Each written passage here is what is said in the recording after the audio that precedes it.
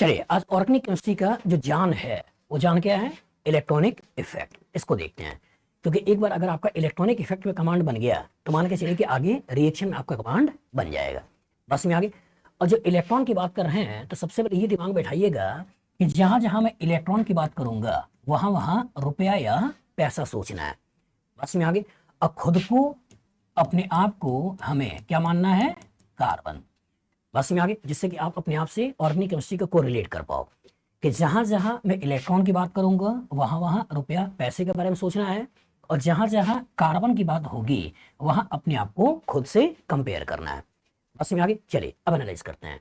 Heading है electronic effect, मतलब bond में इलेक्ट्रॉन के कारण क्या इफेक्ट क्रिएट होता है उसी को बोलते हैं इलेक्ट्रॉनिक इफेक्ट। बस में आगे। जैसे दो तरह के बॉन्ड हैं, एक बॉन्ड है सिग्मा, एक बॉन्ड है पाई। तो कुछ इफेक्ट सिग्मा के अलोंग ऑपरेटिव होगा, कुछ इफेक्ट पाई के अलोंग ऑपरेटिव होगा। तो सिग्मा के अलोंग ऑपरेटिव होगा उसका कुछ अलग नाम देंगे, पाई के अलोंग ऑपरेटिव होगा उसको कुछ अलग नाम देंगे, जहां सिग्मा पाई आपस मिल जाएगा उसे कुछ अलग नाम देंगे।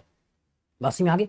तो ऑन द बेसिस कि किस बॉन्ड पे ऑपरेटिव है, तो ये इलेक्ट्रॉनिक इफेक्ट आपके चार तरह के होते हैं। एक जिसको बोलते हैं इंडक्टिव इफेक्ट, एक जिसको बोलते हैं रेजोनेंस, इसको बाद में बोलेंगे मेसोमेरिक इफेक्ट, एक आपका होता है हाइपर कंजुगेशन, और एक होता है इलेक्ट्रोमेरिक इफेक्ट। अब ये जो इलेक्ट्रोमेरिक इफेक्ट है ये आपका टेम्पररी इफेक्ट है। बस में आगे। रिएजेंट डालोगे तो इफेक्ट दिखाएगा, रिएजेंट गायब, इफेक्ट भी गायब। जैसे अल्कीन, इसमें कोई पोल नहीं है। ब्रोमीन, इसके अंदर कोई पोल नहीं है। और जो इसके अंदर पोल नहीं है, इसके अंदर पोल नहीं है, तो आपस में कोई रिएक्शन होना नहीं चाहिए। लेकिन देखा जाता है कि जब ब्रोमीन को इसके अंदर डालते हैं तो ये इसके साथ रिएक्शन करता है और 1,2 डाइब्रोमो कंपाउंड बना लेता है। तो आखिर इसमें पोल आया कहां से? किसको समझाने के लिए कहते हैं कि इसका लोन पेयर, इसका पाई इलेक्ट्रॉन आपस में रिपल करेगा, और रिपल्सन की वजह से एक जगह पॉजिटिव एक जगह नेगेटिव चार्ज क्रिएट हो जाएगा। बस में आगे। तो जब रिएजेंट डाला तब पोल क्रिएट हुआ, और रिएजेंट नहीं डाला पोल क्रिएट नहीं हुआ। तो इसी टेम्पोररी इफेक्ट को एक नाम देना है, वो नाम क्या देना है? Electromeric effect. लेकिन तीन जो हमारे काम का है, पहला कौन सा है? Inductive effect. दूसरा कौन सा है? रेजोनेंस। तीसरा कौन सा है? Hyper conjugation. ये तीन ऐसे हैं जो कि परमानेंट हैं। परमानेंट का मतलब मॉलिक्यूल के अंदर हमेशा ही मौजूद रहेंगे, और जो हमेशा मौजूद रहेंगे चाहे रिएजेंट डालो ना डालो, तो इस तरह के इफेक्ट को क्या बोलना है? परमानेंट। और रिएजेंट डाला तब इफेक्ट क्रिएट हुआ, इसे क्या बोलना है? टेम्पोररी। बस में आगे। तो तीन हमारे काम का है, पहला कौन सा है? Inductive effect. दूसरा रेजोनेंस। तीसरा हाइपर कंजुगेशन। चलो बोलो, पहला, दूसरा, तीसरा हाइपर कंजुगेशन। अब एक एक लेकर चलते हैं, समझिएगा। इंडक्टिव इफेक्ट, कार्बन है मतलब तुम हो, तुमसे कनेक्टेड तुम्हारे जैसे कुछ और लोग हैं, और पीरियोडिक टेबल का ये बदमाश इंसान है।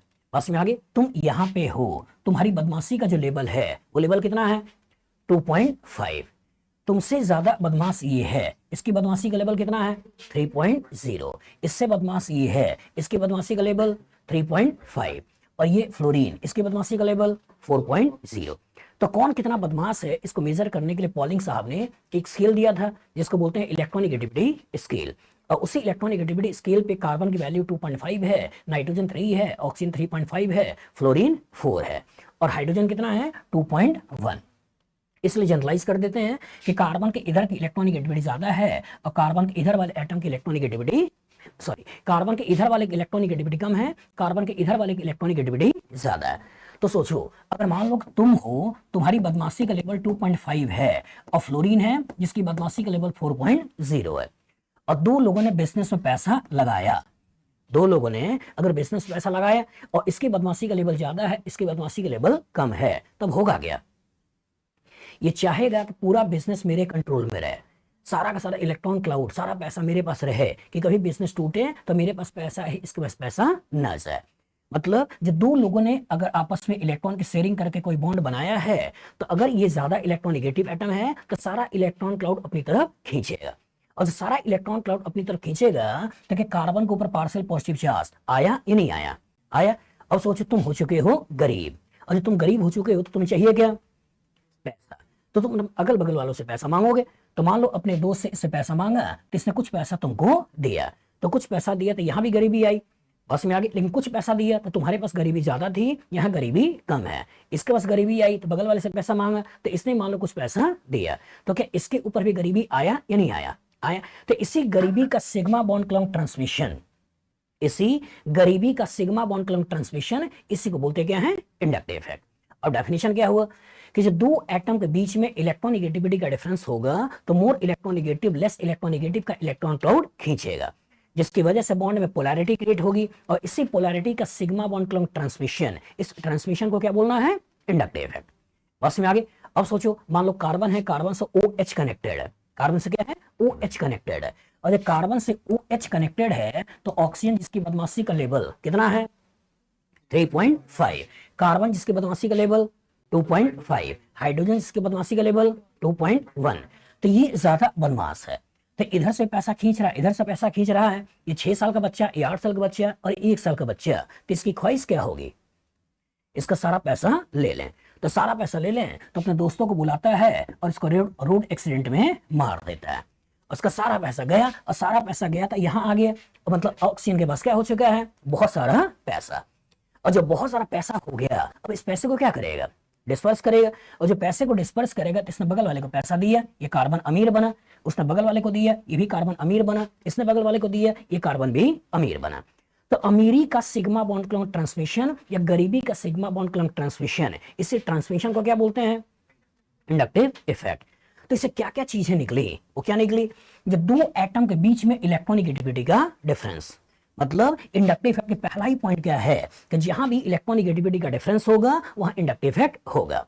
दूसरा क्या है कि जब दो एटम के बीच में इलेक्ट्रोनिगेटिविटी का डिफरेंस है तो more electronegative less electronegative atom का इलेक्ट्रॉन क्लाउड खींच रहा है, जिससे बॉन्ड में पोलैरिटी क्रिएट हो रही है। पोलैरिटी मतलब सेकंड पॉइंट, ये पोलराइजेशन इफेक्ट है, ये आयनाइजेशन इफेक्ट नहीं है। मतलब हमें पूरी तरह से बॉन्ड को तोड़कर कार्बोकैटायन नहीं बनाना है, हमें पार्शियल पॉजिटिव पार्शियल नेगेटिव बनाना है। मतलब ये पोलराइजेशन है, आयनाइजेशन नहीं है। तो पहला पॉइंट क्या हुआ कि जो दो एटम के बीच में इलेक्ट्रोनिगेटिविटी का डिफरेंस होगा तो मोर इलेक्ट्रोनिगेटिव लेस इलेक्ट्रोनिगेटिव का इलेक्ट्रॉन क्लाउड खींचेगा, जिसकी वजह से बॉन्ड में पोलैरिटी क्रिएट होगी। इसी पोलैरिटी का सिग्मा बॉन्ड क्लॉन्ग ट्रांसमिशन, मतलब क्या है, लो इधर ही।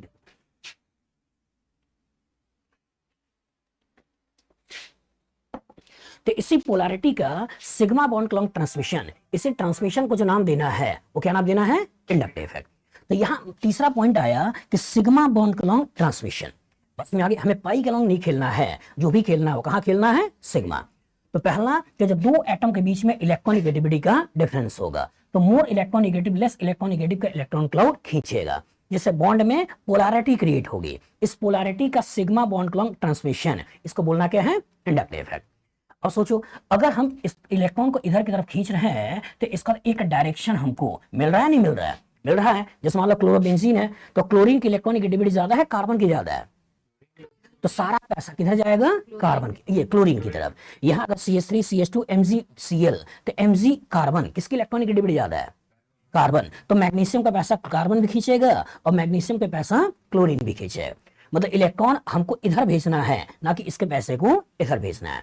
तो अगर हम इलेक्ट्रॉन को ऊपर भेज रहे हैं तो यही हमको क्या बोलना है, डायरेक्शन, कि कैसे इलेक्ट्रॉन फ्लो कर रहा है।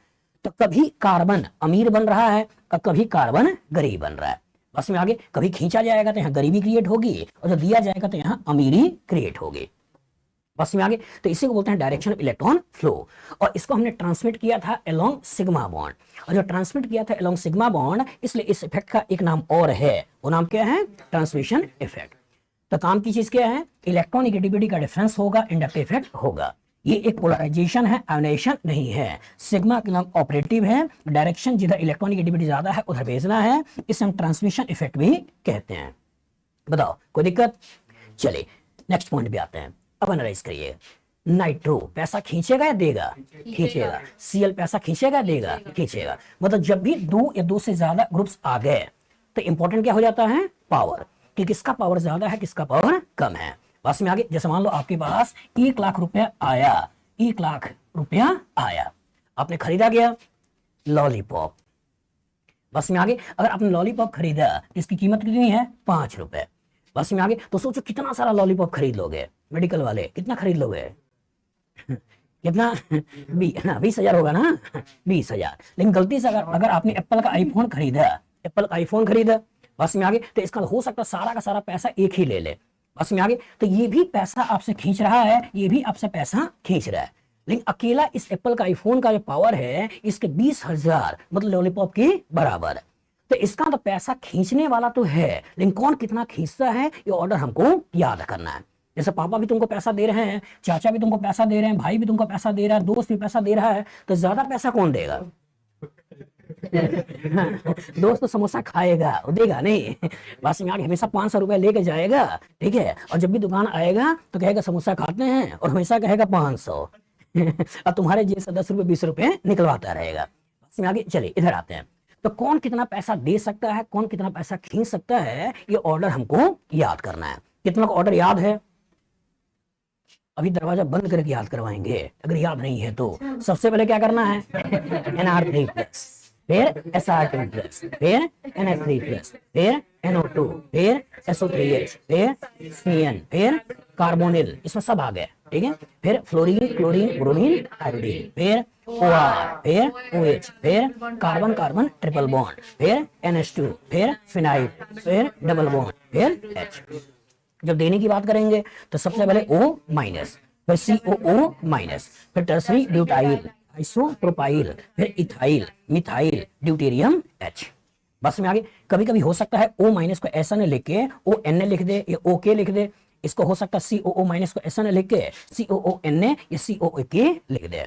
बस में आगे तो काम की चीज है बेटा कि हमको ये पावर याद करना है कि अगर कोई पैसा खींच रहा है तो कितना पावरफुल है, और अगर कोई पैसा दे रहा है तो कितना पावरफुल है। बस में आगे कितना लोग ऑर्डर याद है, एक बार हाथ उठा लो। चलो 2 मिनट का टाइम दे रहा हूं, तुरंत याद करो, इसके बाद आगे बढ़ेंगे। और अभी पूछूंगा मैं, ये देखें कितने लोग 2 मिनट में याद कर लेते हो।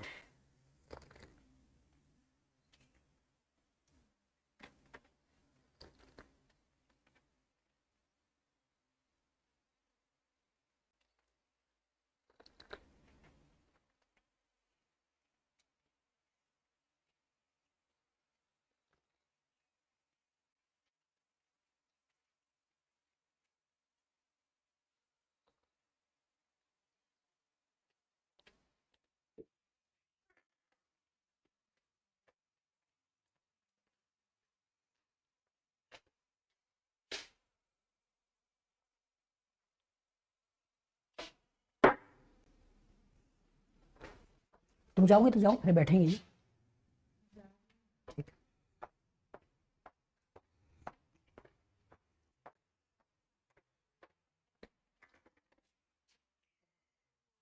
चलिए गलत नहीं बोलिएगा, अगर ऑर्डर याद नहीं हुआ हो तो पेपर पे लिख लो आप लोग, और इसी का एप्लीकेशन हम लोग देखेंगे। और कोशिश करना है कि आज के डेट में प्रॉपर तरीके से याद कर लेना है। चल एक बार बोल देते हैं। सबसे पहले NR3 प्लस, फिर SR2 प्लस, फिर NH3 प्लस, फिर NO2, फिर SO3H, फिर CN, फिर कार्बोनिल, फिर क्लोरीन, क्लोरीन, ब्रोमीन, आयोडीन, फिर OR, फिर OH, फिर कार्बन कार्बन ट्रिपल बॉन्ड, फिर NH2, फिर PH, फिर डबल बॉन्ड, फिर H। देने में सबसे पहले O माइनस, फिर CO माइनस, फिर टर्सरी ब्यूटाइल, फिर आइसोप्रोपाइल, फिर इथाइल, फिर मिथाइल, फिर ड्यूटेरियम, बाद में H। तो कोचिंग वाले हो सकता है इसके इधर और भी बहुत सारी चीजें जोड़ दें, इधर ट्राइटियम वगैरह जोड़ दें, लेकिन हमारे काम का नहीं होता है, इसलिए मैंने इसको अवॉइड किया। हो सकता है इधर भी बहुत सारी कहानियां जोड़ दें, उसको कोई मतलब नहीं है। तो इतनी चीजें हैं जिसके इर्द गिर्द आपकी पूरी ऑर्गेनिक घूमेगी। तो इतनी चीजें प्रॉपर तरीके से आना चाहिए। चलिए ध्यान से देखिएगा, समझिएगा, दूसरे के खाने को मत खाइएगा, जिससे पूछें वो बताएगा। चलो बता बेटा, which statement is wrong about inductive effect? पहला बोल रहा है it is a permanent effect, सही या गलत? सही है। बोल रहा है it operates along sigma bond only, सही है गलत? सही है। तीसरा बोल रहा है it creates positive and negative charge over atom, सही या गलत? सही है। पार्शियल मतलब फुल्ली पॉजिटिव नेगेटिव का क्रिएशन नहीं होता है, मतलब आयोनाइजेशन नहीं है, क्या है? पोलराइजेशन है। और अगला कह रहा है इट इज डिस्टेंस डिपेंडेंट, सही है गलत? सही। मतलब यहाँ गरीबी ज्यादा, थोड़ा यहाँ कम, यहाँ और कम, यहाँ और कम, ये डिस्टेंस के ऊपर डिपेंडेंट है। तो जो रॉन्ग है वो कौन सा है? सी वाला, ठीक है। चलो उसके बगल में विच group will show highest plus I effect, कौन सा होगा? O minus, COO minus, tertiary butyl, deuterium, कौन सा है? O माइनस, ऑर्डर याद है ना? चलिए उसके बगल में पूछ रहा है which group will show highest minus I, एक आपके पास क्या है, NO2, SO3H, CN और NH3+। कौन सा होगा? नोटबुक देखो, ऑर्डर देखो, सबसे पहले कौन सा है, इसको भूल जाओ। ऑर्डर में सबसे पहले NR3+ नहीं है, दूसरा नहीं है, तीसरा NH3+। NH3+ के बाद कौन सा है, NO2, फिर SO3H, फिर मतलब ऑर्डर याद होना चाहिए। बस में आगे चलिए। इसके बाद जो कहानी किरदार आ रहा है पीछे, which representation is wrong about inductive effect, ये रॉन्ग है राइट है? राइट है। ट्रिपल बॉन्ड की इलेक्ट्रॉनिक ज्यादा होती है, डबल की कम होती है, इलेक्ट्रॉन ऊपर शिफ्टेड। ठीक है, ये राइट या लेफ्ट, ये रॉन्ग या राइट? रॉन्ग या राइट? रॉन्ग है। मैग्नीशियम की इलेक्ट्रॉनिक कम है, कार्बन की इलेक्ट्रॉनिक ज्यादा है, इलेक्ट्रॉन इधर जाना चाहिए, इधर नहीं जाना चाहिए। तो ये रॉन्ग मेरे ख्याल से पूछ रहा है, यही बन जाएगा। उसके बगल में ये रॉन्ग या राइट? राइट, क्योंकि नाइट्रो खींचने वाला है, इलेक्ट्रॉन खींच रहा है। उसके पीछे रॉन्ग या राइट? राइट है। COO- देने वाला है, ये आगे दे रहा है। मतलब गलती होती है ग्रिग्नार्ड रीजन से, RMGX लेकर क्वेश्चन बनाता है। तो बच्चे को ये RBR दिख रहा होता है, लेकिन बीच में मैग्नीशियम है, कभी कभी इससे बच्चा भूल जाता है।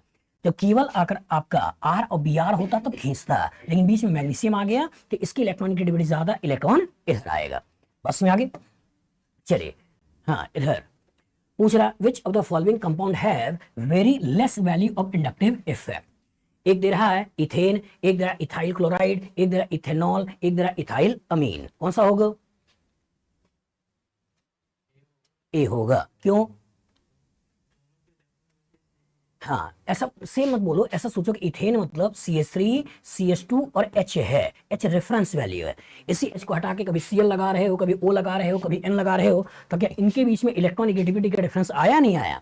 और यहाँ लगभग नेग्लिजिबल है। इसलिए सबसे कम मतलब इलेक्ट्रॉनिगेटिविटी के डिफरेंस सबसे कम, और सबसे ज्यादा मतलब इलेक्ट्रॉनिगेटिविटी के डिफरेंस सबसे ज्यादा।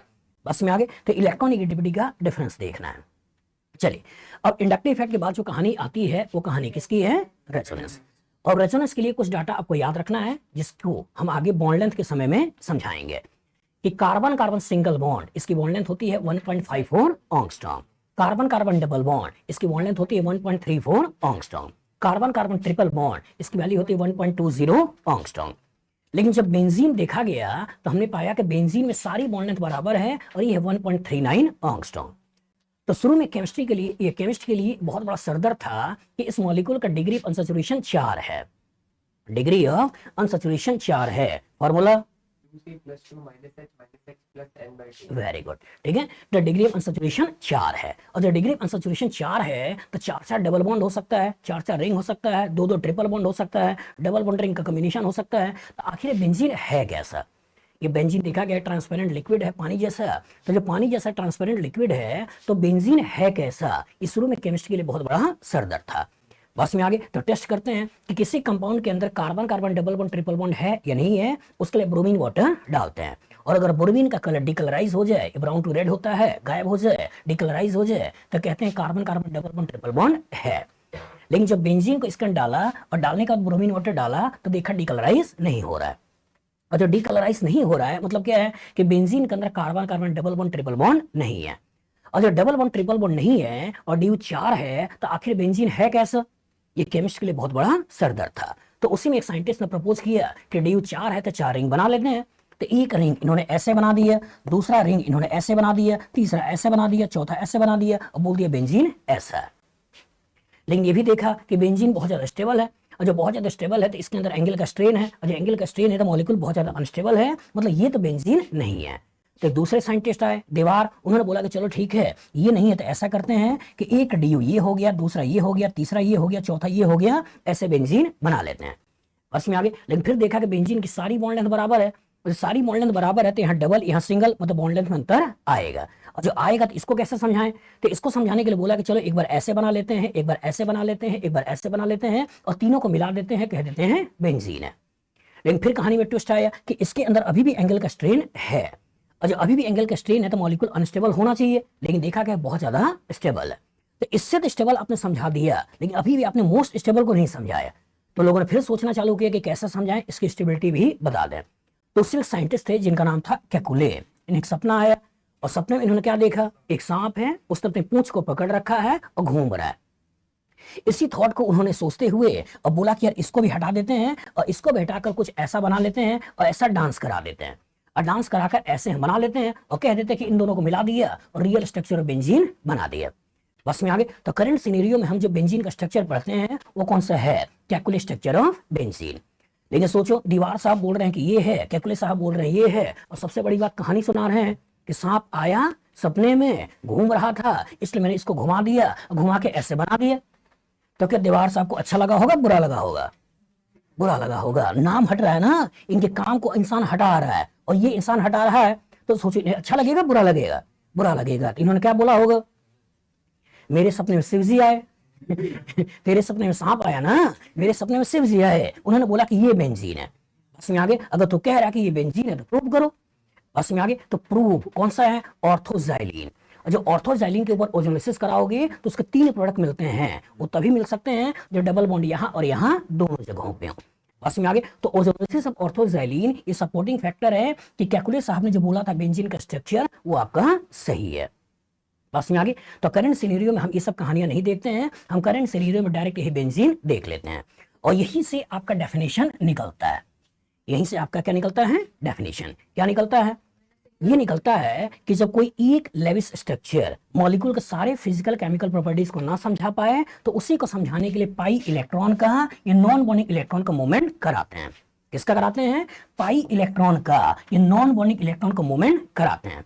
और पाई इलेक्ट्रॉन का मूवमेंट या नॉन बॉन्डिंग इलेक्ट्रॉन को मूवमेंट से जो अलग अलग स्ट्रक्चर बनाते हैं उन स्ट्रक्चर को रेजोनेटिक स्ट्रक्चर कहते हैं या कैनोनिकल स्ट्रक्चर कहते हैं, और इस फिनोमिना को रेजोनेंस कहते हैं। और जो इनसे रियल वाला बना उस रियल वाले बेंजीन को क्या बोलते हैं, रेजोनेंस हाइब्रिड।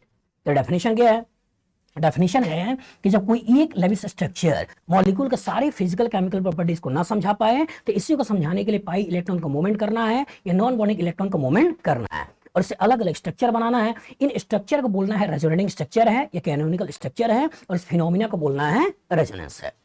अब क्वेश्चन आया कि सर अभी तो आपने एक बोला है लेकिन मॉलिक्यूल तो बहुत सारे हो सकते हैं, तो कहाँ रेजोनेंस होगा कहाँ रेजोनेंस नहीं होगा ये हमें कैसे मालूम चलेगा? तो हमें कैसे मालूम चलेगा, तो उसके लिए कुछ केसेस हैं जो आपको दिमाग में बैठाना है। क्या बैठाना है, A double bond B C के ऊपर positive, A double bond B C के ऊपर negative, A double bond B C के ऊपर lone pair, A double bond B C के पास एक electron, A double bond B C double bond D, A double bond B C triple bond D, A के पास lone pair B के ऊपर positive, ए के ऊपर निगेटिव बी के ऊपर पॉजिटिव। इधर A triple bond B C के ऊपर positive, A triple bond B C के ऊपर negative, A triple bond B C के ऊपर lone pair, A triple bond B C के पास एक electron, A triple bond B C triple bond D. इन्हीं 13 केसेस को थोड़ा छोटा कर लें और 1 से लेकर 6 तक देखें तो मैक्सिमम चीज क्या कॉमन है, A double bond B C. इसी सी के ऊपर या तो पॉजिटिव है ना तो निगेटिव है, ना तो लोन पेयर है, ना तो फ्री रेडिकल है, ना तो आगे डबल बॉन्ड है, ना तो आगे ट्रिपल बॉन्ड है। तो क्या बोलना है, A double bond B C के ऊपर positive negative lone pair free radical double bond या ट्रिपल बॉन्ड। अगर इनको देखें तो ए के ऊपर लोन पेयर बी के ऊपर पॉजिटिव, ए के ऊपर निगेटिव बी के ऊपर पॉजिटिव, मतलब ए और बी के ऊपर पॉजिटिव कॉमन है। इसी ए के ऊपर या तो लोन पेयर है ना तो निगेटिव चार्ज है और बी के ऊपर पॉजिटिव है। तो बोलना क्या है, ए के ऊपर लोन पेयर या निगेटिव चार्ज, बी के ऊपर पॉजिटिव। इसमें A triple bond B C common है, इसी सी के ऊपर या तो पॉजिटिव है नहीं तो निगेटिव है, नहीं तो लोन पेयर है, नहीं तो फ्री रेडिकल है, नहीं तो ट्रिपल बॉन्ड है। तो A triple bond B C के ऊपर positive negative lone pair free radical या ट्रिपल बॉन्ड, इनमें रेजोनेंस होगा। और रेजोनेंस होगा तो रेजोनेंस में करना क्या है, पाई इलेक्ट्रॉन का मूवमेंट करना है या नॉन बॉन्डिंग इलेक्ट्रॉन का मूवमेंट करना है, इनिट करना है। जो पाई इलेक्ट्रॉन मतलब डबल बॉन्ड या ट्रिपल बॉन्ड की बात हो रही है, नॉन बॉन्डिंग इलेक्ट्रॉन मतलब निगेटिव चार्ज या लोन पेयर की बात हो रही है।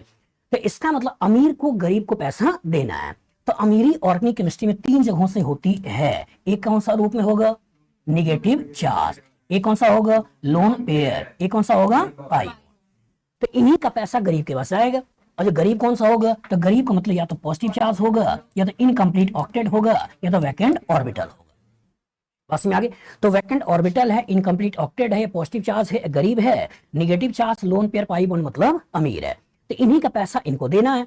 और जो इन्हीं का पैसा इनको देना है तो A double bond B C के ऊपर पॉजिटिव, अमीरी कहाँ है डबल बॉन्ड, गरीबी कहाँ है पॉजिटिव चार्ज, तो इसी का पैसा इधर भेज दिया, ये स्ट्रक्चर बना दिया। ए डबल बॉन्ड सी के ऊपर निगेटिव, अमीरी कहाँ है, यहां भी है यहां भी है, लेकिन मॉलिक्यूल अनस्टेबल बिजनेस में लगा हुआ पैसे के कारण है या लॉटरी निकला है इसके कारण है। लॉटरी निकला है इसके कारण, तो इंसान क्या सोचेगा कि इसको भी बिजनेस में लगा देते हैं, बिजनेस और बढ़ेगा। यहाँ क्या है, यहाँ भी पैसा है, यहाँ भी पैसा है, लेकिन बिजनेस में लगा हुआ है, बैंक में पड़ा हुआ है, तो बैंक वाला पैसे क्या करोगे, बिजनेस में लगा दोगे। यहाँ क्या है, A double bond B, C के पास एक इलेक्ट्रॉन, जो एक इलेक्ट्रॉन है तो जरूरत एक ही इलेक्ट्रॉन की है, इसलिए एक इधर ये मिलकर बॉन्ड बना लिया, ए के पास एक इलेक्ट्रॉन चला आया। A double bond B, C double bond D, अगर डी की इलेक्ट्रॉनिक एक्टिविटी ज्यादा है तो इसका पैसा इधर से इधर भेज दिया, दोनों बराबर है तो इधर से इधर भेजो चाहे इधर से इधर भेजो, कोई फर्क नहीं पड़ता है। ट्रिपल बॉन्ड की इलेक्ट्रॉनिक एक्टिविटी ज्यादा होती है, डबल की कम होती है, इसलिए इधर का इलेक्ट्रॉन इधर से इधर भेज दिया। इसी तरह यहाँ पैसा है, इधर भेज दिया, यहाँ पैसा है, इधर भेज दिया, और जो केस डबल बॉन्ड में किया है वही केस ट्रिपल बॉन्ड में कर दिया। बस आगे, तो जो डायरेक्शन ऑफ इलेक्ट्रॉन फ्लो की बात करोगे तो हमको करना क्या है, अमीर वाला पैसा गरीब को देना है, जो अमीर वाला पैसा गरीब को देना है और रेजोनेटिंग स्ट्रक्चर बना लेना है। बस में आगे, अब अगर मान लो क्वेश्चन पूछ ले कि किसमें रेजोनेंस है किसमें रेजोनेंस नहीं है, बता दोगे, तो कहानी वही देखना है, A double bond B, C के ऊपर positive negative lone pair radical double bond या ट्रिपल बॉन्ड, ए के ऊपर lone pair negative charge, B के ऊपर positive charge, A triple bond B, C के ऊपर positive negative lone pair radical या ट्रिपल बॉन्ड, ये देखना है।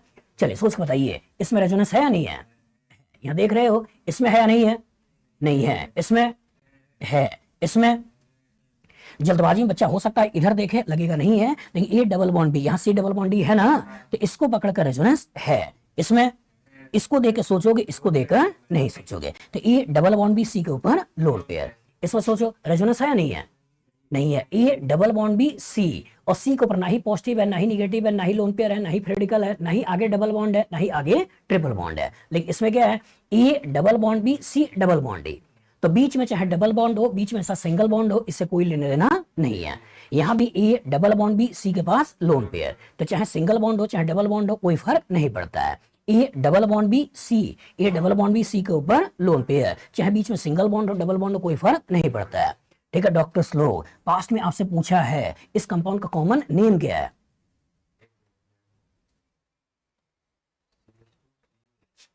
किटीन, अच्छी तरह दिमाग बैठाइएगा, इसका नाम क्या है, किटीन, ये पास्ट में पूछा है। उसने कैसे पूछा था कि दिए हुए मॉलिक्यूल बताइए कि इसमें रेजोनेंस है या नहीं है, और स्ट्रक्चर ना देकर नाम दे दिया था, अब पूछा था किटीन में रेजोनेंस होगा या नहीं होगा। ध्यान से देखिए कि किटीन है, कीटोन नहीं है, बस में आगे, तो किटीन में रेजोनेंस है, बस में आगे, इस पर एसीटेट दे दे, रेजोनेंस है या नहीं है, A double bond B, C के पास नेगेटिव चार्ज, तो कभी कभी हो सकता है कंडेंस करके लिख दे, कभी कभी हो सकता है एक्सपेंड करके लिख ले, हर लेवल पे हमको तैयार रहना है।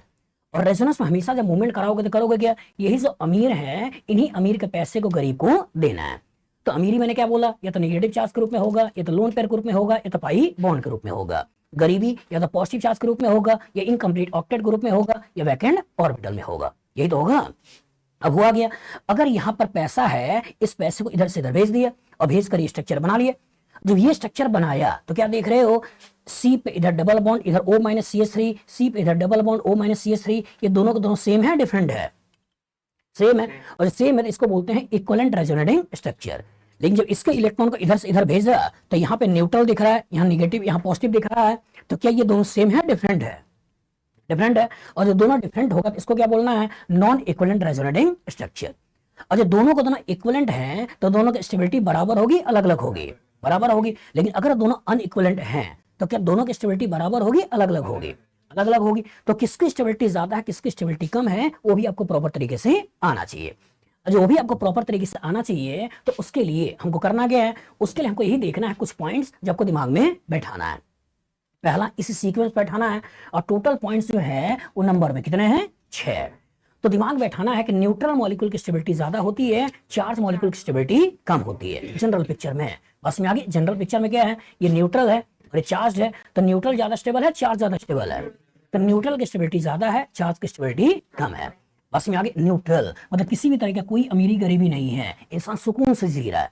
बस में आगे, लेकिन किसी भी तरह की गरीबी आ जाए, अच्छा है बुरा है, बुरा है। किसी तरह की अमीरी आ जाए, अच्छा है बुरा है, लगता है अच्छा है। बस में आगे, क्योंकि आपके सोसाइटी में आपको ऐसा दिखाया गया है कि पैसा वाला बहुत खुश रहता है, गरीबी बहुत खराब होती है। बस में आगे, लेकिन पैसा आएगा तो भी आप स्टेबल नहीं होगे, अनस्टेबल हो जाओगे। जैसे मान लो यहाँ से जा रहे हो और रास्ते में अचानक एक पर्स मिल जाए और पर्स के अंदर अगर 10,000 रुपए भी निकल गए, बस में आगे, तो क्या अभी भी आप घर जाओगे, नहीं, तुरंत आपका रास्ता बदल जाएगा और किसी न किसी मेस में या किसी न किसी होटल में या किसी न किसी जगह पे पार्टी में चले जाओगे।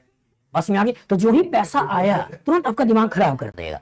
बस में 10,000 तो बहुत ज्यादा भी है, इवन आपके लेवल पे 1,000 भी हो जाए तो भी दिमाग खराब कर देगा। रोज मेस में खाना खाते हैं, आज तो अच्छा खाए हैं, बस में आगे आज अच्छा खाएं, तुरंत दिमाग खराब हो जाएगा। और गलती से अगर आपकी लॉटरी निकल गई और लॉटरी निकल गई 1 करोड़ निकल गए, अब क्या होगा? बैंक नहीं, बहुत पढ़ाई कर लिया, चलते हैं वर्ल्ड टूर पे, पूरा देश दुनिया घूम कर आएंगे। बस में आगे तो कहने को जितना ज्यादा पैसा होता है उतना ज्यादा जितना ज्यादा पैसा आता है उतना वो रास्ता खोल लेता है अपने पैसे को खर्च करने का। कम पैसा आएगा तो कम सोचोगे, ज्यादा पैसा आएगा ज्यादा सोचोगे। बस में आगे अभी एक आपका बड़ा अच्छा सा मतलब न्यूज चैनल वालों से एक बड़ा अच्छा सा एक गरीब इंसान ने बड़ा अच्छा उसने आंसर दिया था जो बहुत अच्छा लगा मुझे। उसमें क्या था, अभी आपका कुंभ में बहुत सारे लोग नहाने गए थे और उसमें एक परिवार था, वो था, उसकी वाइफ थी और उसके 2 छोटे छोटे बच्चे थे। वो आराम से वहीं पे रह रहे थे, वहीं पे झोपड़ी वगैरह बना रखा था, वहीं रुके हुए थे और सामान वामान बेच रहे थे और आराम से सुकून की लाइफ कट रही थी। बस में आगे भीड़ भाड़ भी हो रहा था, उसमें कुछ पैसे आ भी रहे थे लेकिन रह वहीं पर रहे थे। तो न्यूज वाला ने पूछा, इतनी सारी भीड़ आ रही है, तुम परेशान नहीं हो रहे हो क्या? इधर उधर चले जाओ, बस में तुम्हारे बच्चे हैं, परिवार हैं और फिर भी तुम यहीं पे रह रहे हो, मतलब तुम खुश हो इससे, इस भीड़ को देखकर? तो उसने क्या बोला कि जीवन मरने का, जिंदा रहना मरने का तो कोई नियम है नहीं, कभी भी कुछ भी हो सकता है, लेकिन मैं यहाँ पे रह रहा हूँ तो इतने सारे संत महात्मा आ रहे हैं, रोज इनका मैं दर्शन कर रहा हूँ, ठीक है, पूरा पुण्य में कमा रहा हूँ, ठीक है, ये पुण्य मुझे कहाँ मिलेगा? मतलब जो मुझे मिल रहा है, जो मुझे चाहिए खाने के लिए एक दिन की खुराक, वो खुराक मुझे मिल जा रही है, ठीक है, इतने सारे संत महात्मा से मैं रोज मिल रहा हूँ, ठीक है, इनको देख रहा हूँ, उनके बारे में थोड़ा बहुत जान रहा हूँ, ये सब चीजें मुझे कहाँ मिलेंगी? बस में आगे तो सोचो, वो इंसान झोपड़ी में भी खुश है, वो इंसान झोपड़ी में भी खुश है और थोड़े बहुत पैसे कमा के भी खुश है। बस में आगे, लेकिन बहुत बड़े बड़े लोग जो हैं, जिन्होंने खूब अरबों खरबों कमा रखा है और उसके बाद भी घोटाले में लगे हुए हैं। बस में आगे तो कहने का मतलब ये कि पैसे का कोई अंत नहीं है, मतलब जितना भी कमाओगे आपका मन क्या होगा, थोड़ा और कमा लें। बस में आगे तो पैसे का कोई अंत नहीं है। तो खोना क्या है, आपको अपने लेवल पे सेटिस्फाइड होना है, यार इतना मैं खुश रह जाऊंगा, मतलब मेरी लाइफ इतने से कट जाएगी। बस में आगे तो सोसाइटी में आपको ऐसे बना रखा है, ये सोसाइटी आपको ऐसा दिखाता है कि जिससे लगता क्या है कि यार पैसा ही सब कुछ होता है, लेकिन ऐसा है नहीं बेटा, खुशियां सब कुछ होती हैं। अगर आप खुश हो तो गरीबी में भी अच्छा लगेगा और दुखी हो तो खूब पैसा होगा तो भी खराब है। बस में आगे चलिए, BMW से घूम रहे हो लेकिन रो रहे हो तो इसका क्या मतलब है? बस में आगे, लेकिन साइकिल चल रहे हो और गाना गाते हुए मुस्कुराते हुए आराम से जा रहे हो, बस में आगे तो कौन अच्छा है? बस में आगे चल, इधर आते हैं। तो न्यूट्रल मॉलिक्यूल पैसे के मुंह माया नहीं है, और जो पैसे के मुंह माया नहीं है, जितना चाहिए उतना है, मतलब इसमें क्या है, स्टेबिलिटी ज्यादा है। लेकिन गरीबी किसी भी रूप में हो जाए या अमीरी किसी रूप में हो जाए, मतलब सिस्टम को अनस्टेबल बना देता है। गरीबी होगी तो इंसान सोचने लगता है कि कहां से पैसा आएगा मुझे इस काम को करने के लिए, और अमीरी होगी तो सोचने लगता है कैसे इसको खर्च करें। बस में आगे तो पैसा अगर उतना है जितना आपको चाहिए, मतलब आप ठीक हैं, लेकिन गरीबी अमीरी अनस्टेबल बनाता है। तो न्यूट्रल मॉलिक्यूल की स्टेबिलिटी ज्यादा होती है, चार्ज मॉलिक्यूल की स्टेबिलिटी कम होती है। दूसरा, अगर इसके अंदर पाई बॉन्ड देखें, कितने पाई बॉन्ड हैं? 2। इसमें पाई बॉन्ड देखें, कितने पाई बॉन्ड है? 1। तो दूसरा हम ऐसे भी जनरलाइज कर लेते हैं, यहां भी 2, यहां भी 1। तो दूसरा ऐसे जनरलाइज कर लेते हैं कि जितना ज्यादा पाई बॉन्ड होगा उसकी स्टेबिलिटी उतनी ज्यादा होगी। तीसरा, जिसमें बच्चे बार बार गलती करते हैं, वो देखते क्या है, कार्बन के ऊपर पॉजिटिव है, ऑक्सीजन के ऊपर पॉजिटिव है, उनसे पूछा जाएगा पहला ज्यादा स्टेबल है दूसरा, कौन सा होगा? पहला। लिखा भी है बेटा, उसके बाद भी पहला बोल रहा है। बस में आगे तो कहने का मतलब उनको लगता है, उनको क्या लगता है कि मोर इलेक्ट्रोनेगेटिव के ऊपर पॉजिटिव चार्ज है, लेस इलेक्ट्रोनेगेटिव के ऊपर पॉजिटिव चार्ज है, इसकी स्टेबिलिटी ज्यादा है, इसकी स्टेबिलिटी कम है। लेकिन बच्चा भूल जाता है कि जब इसका रेजोनेंस होगा और ये बनेगा तो हर एक एटम का ऑक्टेट पूरा है, तो जब हर एक एटम का ऑक्टेट पूरा है तो उसकी स्टेबिलिटी ज्यादा होती है इन कंपैरिजन टू दोज जिसमें एक भी ऐसा एटम है जिसका ऑक्टेट पूरा नहीं है। बस में आगे तो इन तीनों को मिला दो, इसके अंदर पाई बॉन्ड 2 है, इसके अंदर पाई बॉन्ड 1 है, इसके अंदर पाई बॉन्ड 2 है, इसके अंदर पाई बॉन्ड 1 है, इसके अंदर पाई बॉन्ड 2 है, इसके अंदर पाई बॉन्ड 1 है। तो इसीलिए अगर तीनों को मिला दें तो एक पॉइंट आपको दिमाग में रखना है कि जितना ज्यादा पाई बॉन्ड होगा उसकी स्टेबिलिटी उतनी ही ज्यादा होगी। पॉइंट वाइज अगर डिवाइड करते हैं तो न्यूट्रल की स्टेबिलिटी ज्यादा, चार्ज की स्टेबिलिटी कम, जितना ज्यादा पाई बॉन्ड उतनी ज्यादा स्टेबिलिटी, ऑक्टेट अगर हर एक एटम का पूरा उसकी स्टेबिलिटी ज्यादा। लेकिन अगर नंबर ऑफ पाई बॉन्ड बराबर है, अगर नंबर ऑफ पाई बॉन्ड बराबर है तब देखना है कि किस तरह का एटम के पास किस तरह का चार्ज है। इलेक्ट्रोनेगेटिव एटम के पास नेगेटिव चार्ज और इलेक्ट्रोपॉजिटिव एटम के ऊपर पॉजिटिव चार्ज, इसकी स्टेबिलिटी ज्यादा होगी। तो जब इधर से रेजोनेंस कराया A double bond B C double bond D, इधर से इधर इलेक्ट्रॉन को भेजा, तो यहाँ पॉजिटिव यहाँ निगेटिव, तो कार्बन के ऊपर पॉजिटिव ऑक्सीजन के ऊपर निगेटिव। लेकिन अगर इलेक्ट्रॉन को इधर से इधर भेजा तो यहाँ निगेटिव यहाँ पॉजिटिव, मतलब ये वाला बन गया। तो यहाँ भी पाई बॉन्ड एक है, वहां भी पाई बॉन्ड एक है, लेकिन यहाँ ऑक्सीजन के पास निगेटिव, यहाँ ऑक्सीजन के ऊपर पॉजिटिव, यहाँ कार्बन के ऊपर पॉजिटिव, यहाँ कार्बन के ऊपर निगेटिव। तो जब नंबर ऑफ पाई बॉन्ड बराबर होगा तब इलेक्ट्रॉन निगेटिव के पास निगेटिव, इलेक्ट्रो पॉजिटिव और पॉजिटिव स्टेबिलिटी ज्यादा है। और अगर इसमें देखें तो इलेक्ट्रॉन निगेटिव के पास पॉजिटिव और इलेक्ट्रो पॉजिटिव के ऊपर निगेटिव, इसकी स्टेबिलिटी क्या होगी, कम होगी। लेकिन कब लगाना है, जब number of pi bond same है। लेकिन नंबर ऑफ पाई बॉन्ड ज्यादा होगा तो इसका मतलब ये कहानी नहीं सोचना है। उसका बाद कहानी क्या है कि अगर सिमिलर चार्ज पास पास होंगे तो इसका मॉलिक्यूल्स के अंदर इलेक्ट्रॉनिक रिपल्सन होगा, स्टेबिलिटी गिराएगा। लेकिन डिसिमिलर चार्ज पास पास होंगे तो मॉलिक्यूल के अंदर अट्रैक्शन होगा, स्टेबिलिटी बढ़ाएगा। तो जो सिमिलर चार्ज होता है वो सिमिलर चार्ज का मतलब केवल ये ना है कि पॉजिटिव पॉजिटिव भी सिमिलर है, नेगेटिव नेगेटिव भी सिमिलर है। पैसा किसी भी रूप में हो जाए, पार्शियल नेगेटिव या फुल्ली नेगेटिव, ये भी रिपल्सन है। पार्शियल पॉजिटिव फुल्ली पॉजिटिव, ये भी क्या है, रिपल्सन है। तो कहने का मतलब ये है कि गरीब हो चुके हो, ये गरीबी होने वाली है, अमीर हो चुके हो या अमीरी आने वाली है, मतलब ये रिपल्सन है, ये रिपल्सन है। बस में आगे इवन अगर कहानी के अंदर लोन पेयर भी हो जाए और निगेटिव चार्ज भी हो जाए तो क्या ये भी रिपल्सन है या नहीं है, ये भी पैसा है, ये भी पैसा है। तो इसका मतलब दो सिमिलर चार्ज अगर पास पास होंगे इलेक्ट्रॉनिक रिपल्सन की बात करनी है, और दो डिसिमिलर चार्ज पास पास होंगे इलेक्ट्रॉनिक अट्रैक्शन की बात करनी है। सोचो अगर मैं इस बॉन्ड को ऐसे तोड़ दूं तो यहां बन गया निगेटिव, यहां बन गया पॉजिटिव और स्ट्रक्चर ऐसे बन गया। तो यहां की कहानी में निगेटिव पॉजिटिव पास पास, निगेटिव पॉजिटिव पास पास, निगेटिव पॉजिटिव पास पास। लेकिन अगर इसी बॉन्ड को मैं ऐसे तोड़ दूं तो यहां पॉजिटिव यहां नेगेटिव, कहानी ऐसे बन गया। तो यहां तो निगेटिव पॉजिटिव पास पास है, लेकिन ये पॉजिटिव पॉजिटिव क्या है, पास पास है। तो क्या अट्रैक्शन है, रिपल्सन है?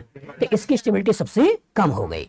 अब आ गया कि जब A double bond B C के पास नेगेटिव है तो अगर मैंने इसके इलेक्ट्रॉन को इधर से इधर भेज दिया तो कहानी ये बन जाएगी। अब क्वेश्चन आ गया कि सेकंड ज्यादा स्टेबल है, फोर्थ ज्यादा स्टेबल है? कौन सा है? फोर्थ। जब भी नंबर ऑफ चार्जेस ज्यादा हो थोड़ा केयरफुल हो जाइएगा और सिमिलर पार्ट को काटने की कोशिश करिएगा। और सिमिलर पार्ट को काटने की कोशिश करिएगा तो उसको ध्यान से देखो, एनालाइज करो। ये ऑक्सीजन का नेगेटिव कट गया, नाइट्रोजन का पॉजिटिव कट गया, कार्बन का पॉजिटिव कट गया। लेकिन यहाँ पर क्या है, कार्बन के पास निगेटिव, यहाँ पे क्या है, ऑक्सीजन के पास निगेटिव। तो कार्बन के ऊपर निगेटिव ज्यादा स्टेबल हो गया ऑक्सीजन के ऊपर, तो इसमें इसकी स्टेबिलिटी ज्यादा हो जाती है, इसकी स्टेबिलिटी कम हो जाती है। तो इसलिए मैंने आपको पढ़ाया था कि जो A double bond B C double bond D हो तो डायरेक्ट इसके इलेक्ट्रॉन को इधर से इधर भेज देना है और यहां से भेजकर ये बना लेना है। लेकिन इसको बनाने में इसका भी कंट्रीब्यूशन होगा या नहीं होगा? होगा। बस में आगे इसकी स्टेबिलिटी भले कम है लेकिन ये तभी बनेगा जब इसका इलेक्ट्रॉन इधर आएगा, ये बनाएगा, फिर इसका इलेक्ट्रॉन इधर जाएगा, फिर ये बनाएगा। बस में आगे तो कहने का मतलब ये है कि दो सिमिलर चार्ज अगर पास पास होंगे तो क्या इनमें अट्रैक्शन है, रिपल्सन है? रिपल्सन है, और रिपल्सन स्टेबिलिटी गिराएगा। और लास्ट आपको दिमाग में रखना है लीनियर कंजुगेशन, क्रॉस कंजुगेशन। अगर सब आपस में रेजोनेंस में है, एक डायरेक्शन में आगे बढ़ते चले जा रहे हैं तो इनको बोलते हैं क्या है, लीनियर। लेकिन अगर दो डायरेक्शन बढ़ जाए, इधर रेजोनेंस इधर रेजोनेंस, इनके बीच में आपस में कोई रेजोनेंस नहीं है, तो दो डायरेक्शन बढ़ जाए इसको बोलते हैं क्या है, क्रॉस कंजुगेशन। तो जब लीनियर कंजुगेशन की बात करते हैं, क्रॉस कंजुगेशन की बात करते हैं तो लीनियर की स्टेबिलिटी ज्यादा है, क्रॉस की स्टेबिलिटी कम है। याद रहेगा? तो 6 पॉइंट्स हैं, बताइए। सबसे पहला पॉइंट, न्यूट्रल की स्टेबिलिटी ज्यादा, चार्ज की स्टेबिलिटी कम। दूसरा, नंबर ऑफ पाई बॉन्ड जितना ज्यादा उतनी ज्यादा स्टेबिलिटी। तीसरा, ऑक्टेट कंप्लीट स्टेबिलिटी ज्यादा। चौथा, हाँ, अगर नंबर ऑफ पाई बॉन्ड बराबर है तब मोर इलेक्ट्रोनेगेटिव का नेगेटिव चार्ज, लेस इलेक्ट्रोनेगेटिव और पॉजिटिव चार्ज, स्टेबिलिटी ज्यादा है। पांचवा, सिमिलर चार्ज और पास पास है, इलेक्ट्रॉनिक रिपल्सन, डिसिमिलर चार्ज पास पास है, इलेक्ट्रॉनिक अट्रैक्शन। और लास्ट, लीनियर कंजुगेशन स्टेबिलिटी ज्यादा, चार्ज ये क्रॉस कंजुगेशन स्टेबिलिटी कम। कभी कभी कोचिंग वाले बदमाशी ज्यादा करते रहते हैं, उसमें सारी चीजों को वॉयलेट करने वाली कहानी डाल देंगे, ऐसे बना देंगे और ऐसे बना देंगे, इसी का रेजोनेंस करा देंगे और रेजोनेंस कराकर वो यहाँ पे ऐसे बना देंगे, ऐसे बना देंगे। अब बताओ ये एरोमेटिक है नहीं है? है ना? ये क्या एरोमेटिक है ना यार, दो ही तो पाई इलेक्ट्रॉन है, ये एरोमेटिक है। अब अगर ये एरोमेटिक है तो इसका एरोमेटिक कैरेक्टर इसी से समझाओगे, और इसी से समझाओगे तो मॉलिक्यूल इस रूप में रहना नहीं चाहेगा, ये मॉलिक्यूल इस रूप में रहना चाहेगा। और सोचो जो भी 6 पॉइंट पढ़ा था सब वॉयलेट हो गया। बस में आगे, न्यूट्रल ज्यादा स्टेबल है, charge. Number pi bond 2, number pi bond 1, ज्यादा स्टेबल ए। बस में आगे। अब ऐसी कहानियां सुनाते रहेंगे और आपको लगेगा यार ऑर्गेनिक रटना है। बस में आगे। तो काम की चीज ये है, ये सब फालतू चीज है कि एरोमेटिक कैरेक्टर आ गया तो स्टेबिलिटी बढ़ गई। तो एरोमेटिक कैरेक्टर को समझाने के लिए आपने ये स्ट्रक्चर बनाया है। बस में आगे। तो कोचिंग वालों की बदमाशी होती है कि कभी कभी एरोमेटिक एरोमेटिक दिखाने के लिए और बॉन्ड को तोड़ने के लिए और अपने आप को ज्यादा सुपीरियर बनने के लिए दिखाने के लिए सब कहानियां पूछी जाती हैं। बस में आगे। लेकिन काम की चीज केवल 6 है। फिर से बोलिए, पहला न्यूट्रल की स्टेबिलिटी ज्यादा, चार्ज की स्टेबिलिटी कम। दूसरा, और जितना ज्यादा उसकी स्टेबिलिटी उतनी ज्यादा। तीसरा, ऑक्टेट पूरा स्टेबिलिटी ज्यादा, ऑक्टेट अधूरा स्टेबिलिटी कम। चौथा, हाँ, जब number of pi bond same है, हंसने के साथ बोलना भी है, number of pi bond same है तो इलेक्ट्रोनेगेटिव के पास नेगेटिव, इलेक्ट्रोपॉजिटिव को पॉजिटिव स्टेबिलिटी ज्यादा है। पांचवा, सिमिलर चार्ज अगल बगल है तो रिपल्सन है, डिसिमिलर चार्ज अगल बगल है मतलब अट्रैक्शन है। अट्रैक्शन स्टेबिलिटी बढ़ाएगा, रिपल्सन स्टेबिलिटी गिराएगा। लास्ट, लीनियर कंजुगेशन स्टेबिलिटी बढ़ेगा, क्रॉस कंजुगेशन स्टेबिलिटी गिरेगा। याद रहेगा? चलिए दिमाग बैठाइए, एनालाइज करिए। रेजोनेंस का एक नाम और है, वो नाम क्या है? Mesomeric effect. और जब एक ही नाम था तो दूसरा नाम क्यों आया? इसलिए आया कि अगर मान लो इसका डिलोकलाइजेशन सोचें, ये भी कार्बन ये भी कार्बन, तो इसके पैसे को इधर से इधर भेज सकते हैं, इसके पैसे को इधर से इधर भी भेज सकते हैं। तो अगर डिलोकलाइजेशन दोनों डायरेक्शन में हो जाए, इस डिलोकलाइजेशन को बोलते हैं रेजोनेंस। लेकिन अगर किसी का लगने की वजह से यही रेजोनेंस डायरेक्शनल हो जाए, जब ये कार्बन कार्बन डबल बॉन्ड है, कार्बन ऑक्सीजन डबल बॉन्ड है, तो oxygen carbon double bond oxygen का पैसा कार्बन डबल बॉन्ड कार्बन की तरफ, या कार्बन डबल बॉन्ड कार्बन का पैसा कार्बन डबल बॉन्ड ऑक्सीजन की तरफ, कार्बन डबल बॉन्ड ऑक्सीजन की तरफ। तो क्या इसके लगने से अब सारा पैसा इधर जा रहा है, नहीं जा रहा है? और जब सारा पैसा इधर जा रहा है तो कार्बन को गरीब बना रहा है, और इसके लगने से A double bond B C के पास लोन पेयर, इसके लगने से अब पैसा कहां आ रहा है? इधर आ रहा है। तो कार्बन अमीर बन रहा है, गरीब बन रहा है? अमीर। तो किसी का लगने से कार्बन अमीर बने, किसी का लगने से कार्बन गरीब बने, मतलब डायरेक्शनल रेजोनेंस हो जाए। तो जो डायरेक्शनल रेजोनेंस हो जाए, इसी डायरेक्शनल रेजोनेंस को एक नाम देते हैं, वो क्या बोलते हैं? Mesomeric effect. और सोचो, किसी का लगने से तुम गरीब बन रहे हो, किसी के लगने से तुम गरीब बन रहे हो, तो जो तुम्हें गरीब बना रहा है वो तुम्हारे लिए प्लस या माइनस? माइनस। और किसी का लगने से तुम अमीर बन रहे हो, तो ये जो तुम्हारा इंसान है वो तुम्हारे लिए प्लस या माइनस? प्लस। तो जो भी तुम्हें गरीब बनाए वो तुम्हारे लिए माइनस, सिग्मा के लॉन्ग बनाए तो माइनस आई, पाई के लॉन्ग बनाए तो माइनस है। जो भी तुम्हें अमीर बनाए वो तुम्हारे लिए प्लस, सिग्मा के लॉन्ग बनाए तो प्लस आई, और पाई के लॉन्ग बनाए तो प्लस है। इसमें आगे अब सोचो, अगर एक से ज्यादा खींचने वाले हो गए और एक से ज्यादा देने वाले हो गए, तो इंपॉर्टेंट क्या है? पावर या ऑर्डर, वो याद होना चाहिए। कितना लोग ऑर्डर याद है? अब बाकी लोग याद करें, ठीक है? अब रिवीजन में आ चुके हो, बस में पूरी कहानी खत्म हो गई। और रिवीजन तक भी अगर याद नहीं है तो कैसे काम चलेगा? ऐसा कोई भी ऑर्गेनिक कंपाउंड आप जानते हो जिसमें सिग्मा बॉन्ड ना हो? कोई ऐसा ऑर्गेनिक कंपाउंड आप जानते हो जिसमें सिग्मा बॉन्ड ना हो? क्योंकि इलेक्ट्रॉन का शेयरिंग करके ही पहला ऑर्गेनिक कंपाउंड बनेगा, क्योंकि कोवेलेंट बॉन्ड होता है तो हर जगह सिग्मा होगा, और हर जगह सिग्मा होगा। और सोचो, आपको आई का ऑर्डर याद नहीं है तो भगवान भरोसे तो जा रहे हो। बस में आगे। और मैक्सिमम चैप्टर ऐसे हैं जहां पाई बॉन्ड है, alkyne, alkyne, benzene, aryl halide, phenol, aniline, aldehyde, ketone, सब जगह क्या है? पाई बॉन्ड है। और जो हर जगह लगभग पाई बॉन्ड है, कुछ ही चैप्टर जिसमें पाई बॉन्ड नहीं है, और लगभग मैक्सिमम जगहों पे पाई बॉन्ड है। और सोचो, अगर ऑर्डर आपको याद है नहीं तो भगवान भरोसे तो जा रहे हो। बस में आगे। तो भगवान की पूजा करिए, उनसे एनर्जी लीजिए, लेकिन जो उन्होंने आपको काम दिया है उसे करिए। बस में आगे। सुबह उठिए, रात तक पढ़िए, लेकिन जो काम का है उससे पहले पढ़िए, और जो काम करना हो उसे अवॉइड करिए। बस में आगे। आईटी या मेडिकल का सिलेक्शन इस बात से नहीं होता है कि आप कितना पढ़ रहे हो, किससे सिलेक्शन होता है? क्या पढ़ रहे हो। बस में आगे। इस बात से सिलेक्शन नहीं होता कि कितना पढ़ रहे हो। बस में आगे। पता चला कि आप सुबह उठ के और रात तक केवल न्यूज़पेपर पढ़ रहे हो, पढ़ तो रहे हो लेकिन पढ़ क्या रहे हो? न्यूज़पेपर पढ़ रहे हो। तो क्या ये तुम्हारे सिलेबस में है? बस में आगे। पढ़ तो रहे हो लेकिन न्यूज़पेपर पढ़ रहे हो, तो किसी काम का है? बस में तुम्हें क्या पढ़ना है? तुम्हें पढ़ना है, अगर आप आईटी की तैयारी कर रहे हो तो तुम्हें पढ़ना है फिजिक्स, केमिस्ट्री, मैथ। अगर नीट की तैयारी कर रहे हो तो फिजिक्स, केमिस्ट्री, बायो। बस में आगे। अगर फिजिक्स, केमिस्ट्री, मैथ्स पढ़ रहे हो तो मैथ्स में क्या हमारे सिलेबस में है, फिजिक्स में क्या हमारे सिलेबस में है, केमिस्ट्री में क्या हमारे सिलेबस में है? हमारा कॉन्सेप्ट क्या होना चाहिए? सिलेबस के इर्द गिर्द हूं मैं। सिलेबस के बाहर आ जाए तो अच्छी बात है, लेकिन जो सिलेबस के अंदर है वो प्रॉपर आना चाहिए। इस तरह मेडिकल वाले भी है, जो आपके सिलेबस में है वो हमको आना चाहिए। जो सिलेबस में नहीं है वो आए तो भी अच्छा है, ना आए तो भी अच्छा है। और पूरी ऑर्गेनिक में सिग्मा आएगा, पाई आएगा, और ऑर्डर याद नहीं है, और सुबह से लेकर रात तक हम पढ़ रहे हैं। कोई फायदा है? क्या करना है? आज के डेट में ही याद करना है। बस में आगे कल के डेट में आए और याद नहीं हुआ तो फिर लाइन से आपको खड़ा कराएंगे। बस में आगे रिवीजन क्लास का मतलब क्या होता है? रिवीजन का मतलब होता है रिवीजन। मतलब क्या है? रिवीजन। विजन आप बना चुके हो, उसका रिवीजन करा रहे हैं। और विजन में ही आपका अभी एक गायब है ऑर्डर, तो कहां का रिवीजन? बस में आगे तो ये प्रॉपर याद करिए और याद करके फिर से अप्लाई करिए। चलिए एक बार पढ़ लेते हैं। माइनस एम सबसे पहले NO2 फिर SO3H फिर CN फिर एल्डिहाइड फिर कीटोन फिर एसिड फिर एस्टर फिर एसिड फिर अमाइड।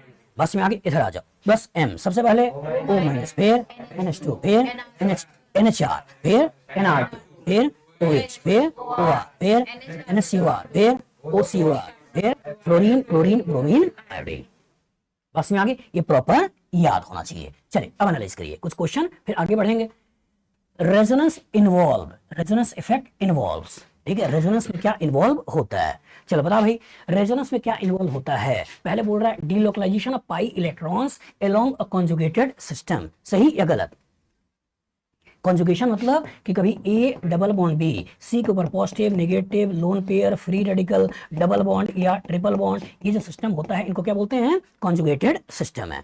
तो क्वेश्चन बोल रहा है कि ये delocalisation of pi electrons occur along the conjugated system, सही है गलत?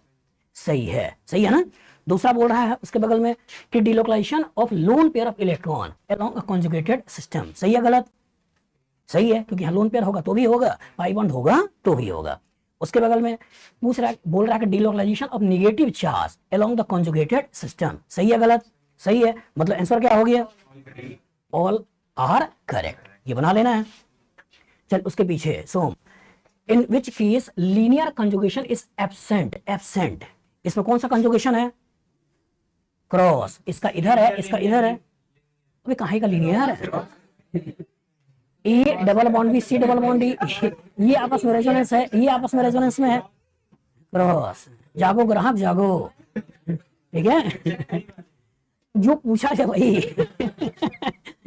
जो पूछा जाए वही है। चल उसके बगल में लीनियर है क्रॉस, लीनियर इसका इसके साथ इसका इसके साथ सब आपस में रेजोनेंस में है, और सब आपस में रेजोनेंस मतलब लीनियर। बस में आगे इसमें लीनियर है क्रॉस, लीनियर सब आपस में रेजोनेंस में है मतलब लीनियर, लीनियर या क्रॉस लीनियर सब आपस में रेजोनेंस में है मतलब लीनियर। एक पता चल गया, हो गया मेरा आंसर। मेडिकल वाले इसीलिए तो लगे ही रहते हैं कि मल्टीपल है। चलिए सोच के बताते हैं। बता भाई, which resonance structure is in lowest energy, lowest energy इसका क्या मतलब हुआ? Most stable. चलिए बताओ, पहला दूसरा तीसरा चौथा, सबसे ज्यादा स्टेबल?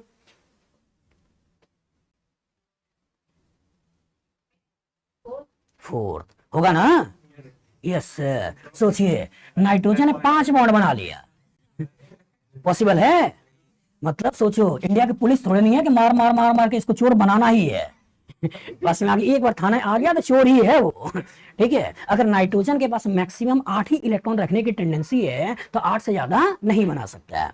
बस में आगे ऐसा नहीं है कि यहाँ पॉजिटिव यहाँ निगेटिव है तुरंत यहाँ मिलकर बॉन्ड बना लिया, क्योंकि जो ही यहाँ बॉन्ड बना लिया तो नाइट्रोजन ने 5 बॉन्ड बना लिए, मतलब 10 इलेक्ट्रॉन हो गए। तो क्या 10 इलेक्ट्रॉन पॉसिबल है? तो सेकंड पीरियड के जो एटम्स हैं, सेकंड पीरियड मतलब कार्बन नाइट्रोजन ऑक्सीजन फ्लोरीन, ये मैक्सिमम कितने इलेक्ट्रॉन रखेंगे? 8। बस में आगे तो इसका मतलब कभी नाइट्रोजन के ऊपर पॉजिटिव चार्ज हो जाए रेजोनेंस मत सोचिएगा, ऑक्सीजन के ऊपर पॉजिटिव हो जाए रेजोनेंस मत सोचिएगा, फ्लोरीन के ऊपर पॉजिटिव हो जाए रेजोनेंस मत सोचिएगा। लेकिन कार्बन के ऊपर पॉजिटिव होगा तो 6 इलेक्ट्रॉन होगा, इसमें रेजोनेंस सोच लीजिएगा। मैं क्या कहना चाहता हूं, CH2 डबल बॉन्ड CH और यहाँ CH2 पॉजिटिव है तो यहाँ इलेक्ट्रॉन 6 है, इसलिए रेजोनेंस सोच लीजिएगा। लेकिन अगर हो गया CH2 डबल बॉन्ड CH और यहाँ हो गया NH3 प्लस, इलेक्ट्रॉन कितना है? 8, तो इधर का इलेक्ट्रॉन इधर किया हो गया 10, मतलब नहीं सोचना है।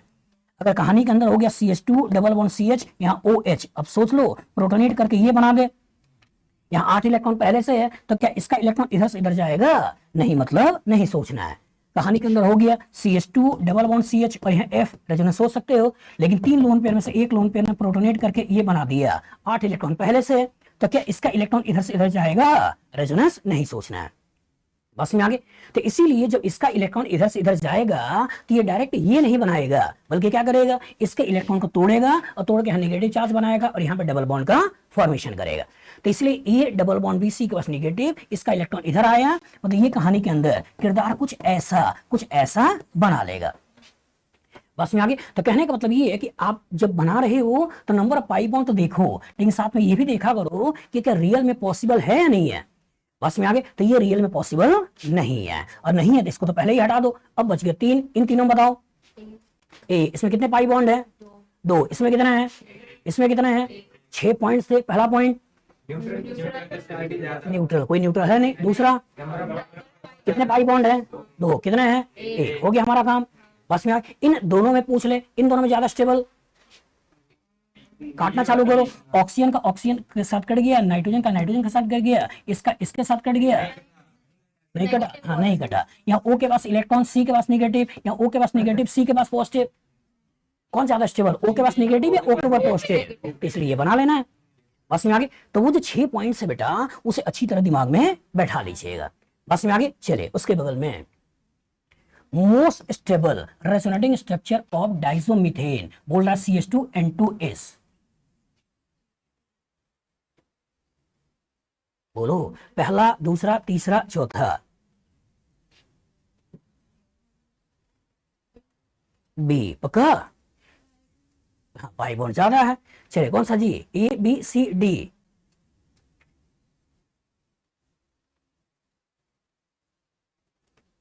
चलो कितना लोग बी वाले हो, ए वाले हो, सी वाले हो, डी वाले हो? तो मैक्सिमम लोग सी वाले जो सोच रहे हैं, तो रेजोनेंस में एटम की पोजीशन में कोई चेंज नहीं आता है।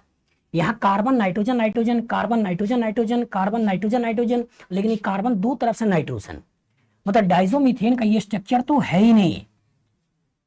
बस में आगे। डाइसोमीथेन का ये स्ट्रक्चर है ही नहीं, तो ये इन तीनों में आपको स्टेबिलिटी कंपेयर करनी है। अब बताओ, पहला ज्यादा स्टेबल, दूसरा या तीसरा? इसमें कितने पाई बॉन्ड? इसमें कितने पाई बॉन्ड? इसमें कितने पाई बॉन्ड? इसको तो वैसे ही भूल जाओ। अब इन दोनों में आ जाओ। नाइट्रोजन का पॉजिटिव, नाइट्रोजन का पॉजिटिव कट गया, नाइट्रोजन का पास नेगेटिव, कार्बन के ऊपर नेगेटिव, ज्यादा स्टेबल कौन सा है? हो गया हमारा काम। तो 6 पॉइंट्स अच्छी तरह दिमाग में बैठाना है। बताओ, पहला पॉइंट न्यूट्रल की स्टेबिलिटी ज्यादा, चार्ज की स्टेबिलिटी कम। दूसरा point number of pi bond जितना ज्यादा उसकी स्टेबिलिटी उतनी ज्यादा। तीसरा पॉइंट ऑक्टेट पूरा स्टेबिलिटी ज्यादा। चौथा पॉइंट अगर नंबर ऑफ पाई बॉन्ड बराबर है तो किस तरह का एटम का पास किस तरह का चार्ज। पांचवा पॉइंट सिमिलर चार्ज पास पास होगा, इलेक्ट्रॉनिक रिपल्सन दूर होगा, मतलब ये डिसिमिलर पास होगा, इलेक्ट्रॉनिक अट्रैक्शन। छठा लीनियर कंजुगेशन की स्टेबिलिटी ज्यादा, क्रॉस कंजुगेशन की स्टेबिलिटी कम। इसी सीक्वेंस में लगाइएगा, तीसरा चौथा। इसे बच्चा फंसता है, इससे गलती करवाई जाती है। बस में आगे। चलिए आगे बढ़ते हैं। चलो बता भाई, which resonating structure do not contribute equally to the resonance hybrid? equally, do not contribute equally। तो क्या पूछ रहा है? Equivalent resonating structure, non equivalent resonating structure? Non equivalent. ये इक्विवेलेंट है, नॉन इक्विवेलेंट है? सर हटा भी सकता था, केवल बोल देता इक्विवेलेंट है। अब तो देख, ओ के पास, सी के पास और इक्विवेलेंट बोल रहा है। इक्विवेलेंट है तो बता कैसे डॉक्टर बनेगा? मेहनत कर, पता चला किडनी ही बेच देगा तो। चले एनालाइज करिए। जल्दबाजी किस बात के लिए? बार बार कहते हैं बेटा कि मेडिकल का एग्जाम जो है वो एक्यूरेसी का एग्जाम है। मतलब सोचिए, आपके आईटी एडवांस में 54 क्वेश्चन आते हैं। सोचिए, आईटी एडवांस में 54 क्वेश्चन आते हैं, आईटी मेन में 75 क्वेश्चन आते हैं, और नीट में 180 क्वेश्चन आते हैं। 180 क्वेश्चन, इसको ये देखो ना, 180 क्वेश्चन आते हैं। इसमें आगे मतलब सोचो, तुक्का अगर मारोगे भी तो इसमें हो सकता थोड़ा बहुत मार भी लो, इसमें कितना मारोगे? नंबर सोचो 180 है। इसमें आगे, और जो नंबर में 180 है तो बहुत सारे बच्चे आपके गांव से आते हैं, बहुत सारे शहर से आते हैं, ठीक है, बहुत सारे बड़े शहर से भी आते हैं। तो इनकी पढ़ने की जो स्पीड होती है वो भी इंपॉर्टेंट होता है कि 180 क्वेश्चन पढ़ ही ना पाओ तो पेपर क्या दोगे? बस में आगे पता चला बायोलॉजी में खूब सारा लैंग्वेज लिखा है और उसको लैंग्वेज समझ ही नहीं पा रहे हो तो आंसर क्या दोगे? बस में आगे कहने के लिए जरूर कहते हैं कि बायोलॉजी मतलब जल्दी जल्दी लगा दो, लेकिन अगर आप लैंग्वेज को समझ पाओगे तभी तो जल्दी लगाओगे। बस में आगे। तो इंपॉर्टेंट क्या है? पढ़ना, समझना, फिर आंसर देना। बस में आगे। तो जल्दबाजी मत करो, मेडिकल वालों को यही स्ट्रेंथ है कि मेमोरी अच्छी होती है। अब मेमोरी अच्छी होती है तो मेमोरी को यूज करिए, लेकिन इंपॉर्टेंट क्या है कि सही बोलिए। तो एक नंबर, एक क्वेश्चन भी गलत हो जाना मतलब कितने नंबर गए? 5। और सोचो 25 लाख हैं, 5 नंबर गए मतलब क्या है, बहुत रैंक इधर उधर हो जाएगा। बस में एक्यूरेसी चाहिए। चलिए, तो ऑक्सीजन के पास इलेक्ट्रॉन, कार्बन के पास electron, equivalent non equivalent? Non equivalent. Contribution बराबर या ना बराबर? ना बराबर। पीछे सोम, equivalent non equivalent? Equivalent. COO minus O minus, COO minus O minus, equivalent. उसके बगल में equivalent non equivalent? Equivalent. 2 O minus है, 2 O माइनस है, 2 CO है, इक्विवेलेंट। ऐसे बन गया। चलो उसके इधर इक्विवेलेंट नॉन इक्विवेलेंट? इसीलिए तेरे को वहां नहीं बैठाया, मुझे पता चला अभी बैठा होता तो पूरा भूकंप आ गया होता।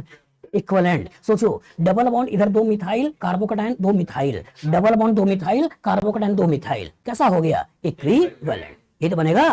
तो इसका अगर नॉन इक्विवेलेंट है तो कंट्रीब्यूशन बराबर नहीं है, इक्विवेलेंट है तो कंट्रीब्यूशन बराबर। बस में आगे समय लीजिए, लेकिन सही बताया करिए, सारा खेल सही का होता है। चलो उसके बगल में which will show highest plus I effect, क्या याद करना है? ऑर्डर। तो इसको तो भूल जाओ, ऑर्डर बताओ। सबसे पहले O माइनस, फिर याद होना चाहिए ना, बताओ भाई। O माइनस, फिर देखो O माइनस, फिर NH2, फिर NHR, फिर NR2, फिर OH, फिर OR, फिर NH carbon double bond OR, हाँ NHCOR, फिर O carbon double bond OR, हाँ OCOR, फिर chlorine chlorine chlorine bromine iodine. तो कहा हो गया ये आपका O माइनस। ये तो है।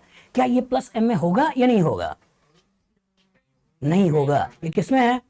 माइनस, सॉरी प्लस आई। किसमें है? प्लस। निगेटिव मतलब प्लस। चल NH2 प्लस में है नहीं है? है। यहाँ लोन पेयर प्लस में है नहीं है? तो ये NR2 है, ये NH2 है, ये आपका O माइनस है। तो हाईएस्ट किसमें हो गया? O minus. चलिए माइनस आई, वो भी क्या पूछ रहा है? हाईएस्ट। ठीक है, कौन सा होगा जी? बताओ डॉक्टर, कौन सा? पक्का? ऑर्डर सुना। NO2 plus SO3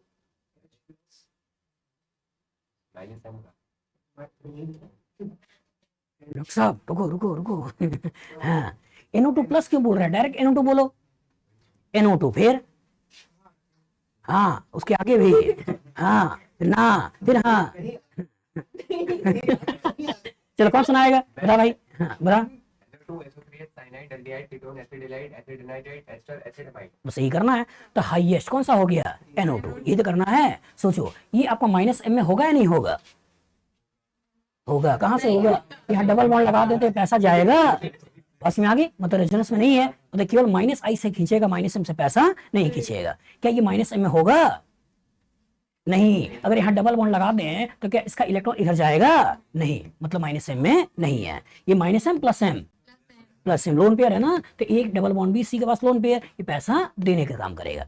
तो माइनस आई से खींचेगा, प्लस M से देगा। बस में आगे। तो ऑर्डर प्रॉपर तरीके से आना चाहिए कि कौन माइनस का काम कर रहा है और कितना माइनस का काम कर रहा है। बस में आगे। अगर ऑर्डर याद हो गया इसी को चैप्टर में जोड़ेगा और क्वेश्चन बना लेगा। सोचो, which nitrogen atom has localised lone pair of electron? Localised, बताओ भाई लोकलाइज्ड का मतलब क्या होता है?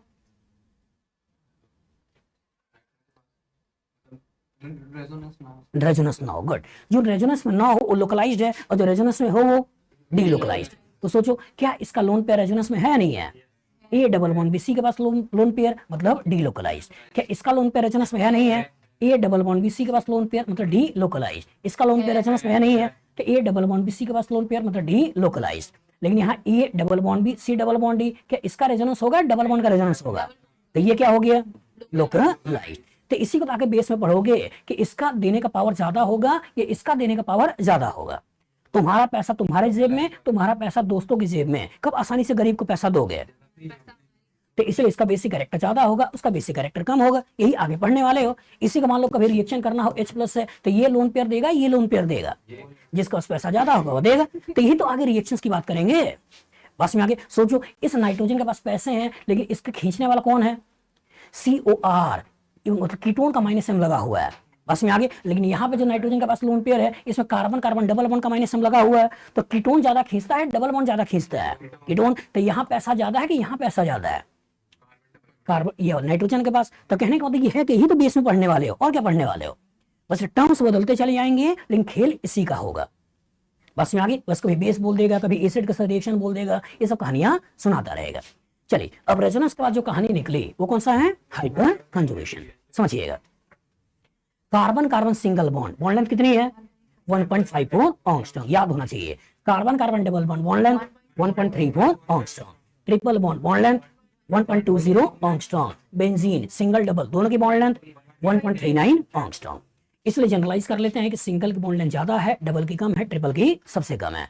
और बेंजीन में दोनों बराबर है, तो कह देते हैं कि रेजोनेंस है, डबल बॉन्ड यहाँ भी है, डबल बॉन्ड यहाँ भी है, इसलिए डबल सिंगल के बीच का है, इसलिए कहानी ये है।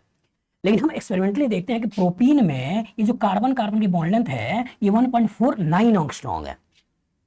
अब ये परेशान करता है कि जब इसके अंदर पार्शियल डबल बॉन्ड कैरेक्टर है नहीं तो वैल्यू गिरा कैसे, और अगर गिरा तो इसके पार्शियल डबल बॉन्ड कैरेक्टर को समझाएं कैसे। बस में आगे, दूसरा मतलब कुछ फिजिकल प्रॉपर्टीज को हमें समझाना है जो इंडक्टिव इफेक्ट समझा नहीं पा रहा है, रेजोनेंस समझा नहीं पा रहा है। दूसरा कुछ केमिकल प्रॉपर्टीज, जो बेंजीन पे अल्काइल ग्रुप लगाया, methyl, ethyl, isopropyl, tertiary butyl, तो प्लस आई के ऑर्डर में हमने पढ़ा है मिथाइल ज्यादा है, सॉरी मिथाइल कम है, इथाइल ज्यादा है, आइसोप्रोपाइल और ज्यादा है, और टर्सरी ब्यूटाइल सबसे ज्यादा है। तो जब टर्सरी ब्यूटाइल सबसे ज्यादा है तो इस घर में पैसा सबसे ज्यादा है, और मिथाइल का पैसे देने का पावर कम है तो इस घर में पैसा सबसे कम है। लेकिन हम देखते हैं कि जब किसी गरीब को पैसा देना होता है तो इसकी रिएक्टिविटी ज्यादा है, फिर ये है, फिर ये है, फिर ये है, मतलब इस घर में पैसा ज्यादा है, फिर इसमें है, फिर इसमें है, फिर इसमें है। तो इस एबनॉर्मलिटी को समझाएं कैसे। प्लस आई कह रहा है कि इसका सबसे कम है, इसका सबसे ज्यादा है, लेकिन रिएक्टिविटी दिख रहा है कि इसका सबसे ज्यादा है, इसका सबसे कम है। मतलब कुछ फिजिकल प्रॉपर्टीज को समझाना है, कुछ केमिकल प्रॉपर्टीज को समझाना है जो इंडक्टिव इफेक्ट और आपका रेजोनेंस नहीं समझा पा रहा है। और जो इंडक्टिव इफेक्ट रेजोनेंस नहीं समझा पा रहा है तो कुछ लोगों ने दिमाग लगाया।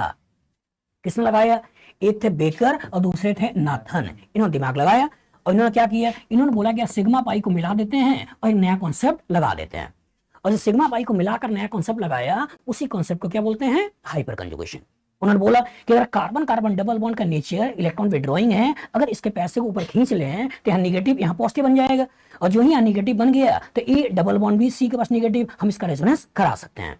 मतलब प्रोटॉन को ऐसे ही छोड़ दिया और यहाँ निगेटिव सोच लिया और ए डबल बॉन्ड भी सी पे निगेटिव करके रेजोनेंस बनाकर ये बना दिया। सोचो अगर इसके इलेक्ट्रॉन को इधर खींच दे पॉजिटिव निगेटिव, इसका रेजोनेंस करके वो बना लें, इसके इलेक्ट्रॉन को नीचे खींच दे पॉजिटिव निगेटिव, इसका रेजोनेंस करके ये बना लें। तो इसी को एज्यूम कर लिया, और इसी को एज्यूम कर लिया कि कार्बन हाइड्रोजन सिग्मा का इस पाई के साथ ओवरलैपिंग हो गई।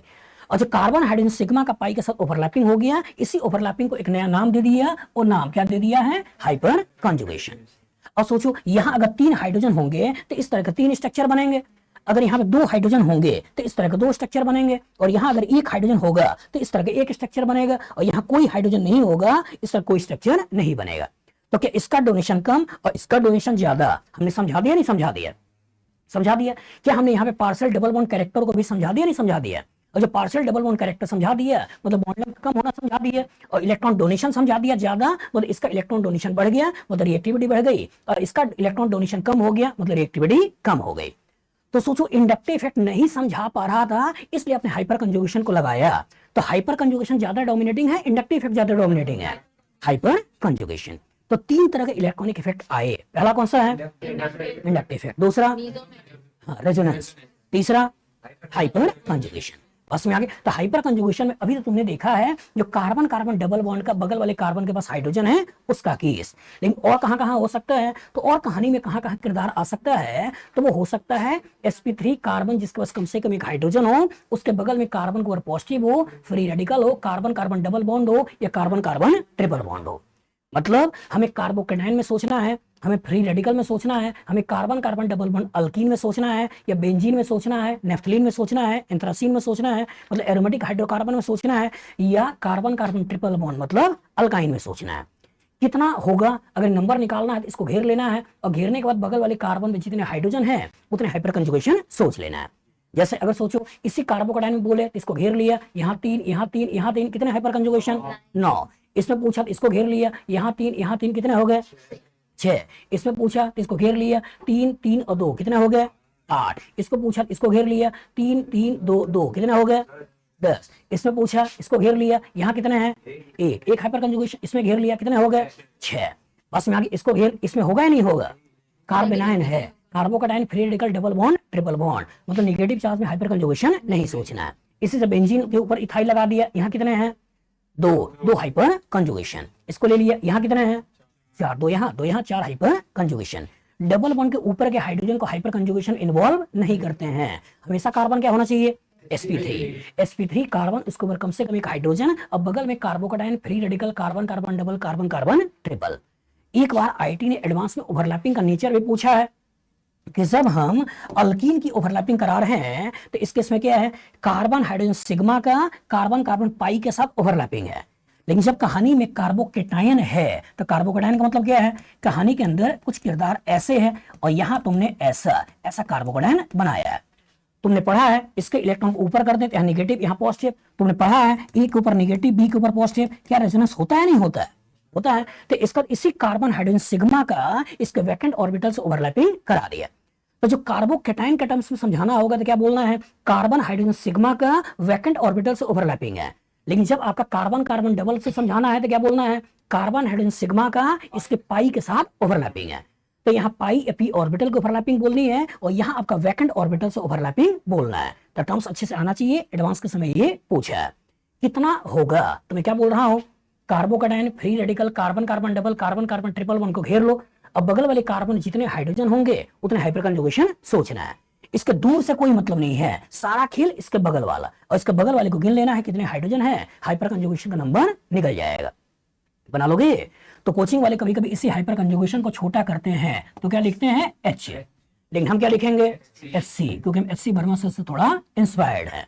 बस में आगे उनकी किताब का नाम क्या है, कॉन्सेप्ट्स ऑफ फिजिक्स, और मेरी किताब का नाम क्या है, कॉन्सेप्ट्स ऑफ ऑर्गेनिक केमिस्ट्री। तो इसका तो वो जो नाम मैंने लिया है कॉन्सेप्ट्स ऑफ ऑर्गेनिक केमिस्ट्री, वो इसी HC वर्मा सर की किताब से ही लिया है। उसी को रेफरेंस लेके मैंने वैसा बनाया कि यार केमिस्ट्री की एक अच्छी किताब होनी चाहिए जो HC वर्मा सर की किताब के लेवल की हो, मतलब हर चीज उसमें मिल जाए। तो इसलिए मैंने इसके अंदर थ्योरी और क्वेश्चन सब कुछ डाला है और ऐसा बनाने की कोशिश किया है कि ये एक अच्छा फ्यूचर में एक अच्छा बुक के रूप में भी निकले। और लकली साउथ में बहुत ज्यादा चलता भी है, बस नॉर्थ में थोड़ा कम चलता है। चलिए एनी आओ, तो carbocation free radical carbon carbon double bond carbon carbon triple bond, बस में आगे इनको घेर लेना है और बगल वाले कार्बन के हाइड्रोजन को गिन लेना है, और जितने भी यहाँ पे हाइड्रोजन होंगे उतने हाइपर कंजुगेशन हो जाएंगे। बना लोगे। चलिए सोचते हैं, एनालाइज करते हैं। Question, in hyperconjugation there is overlap between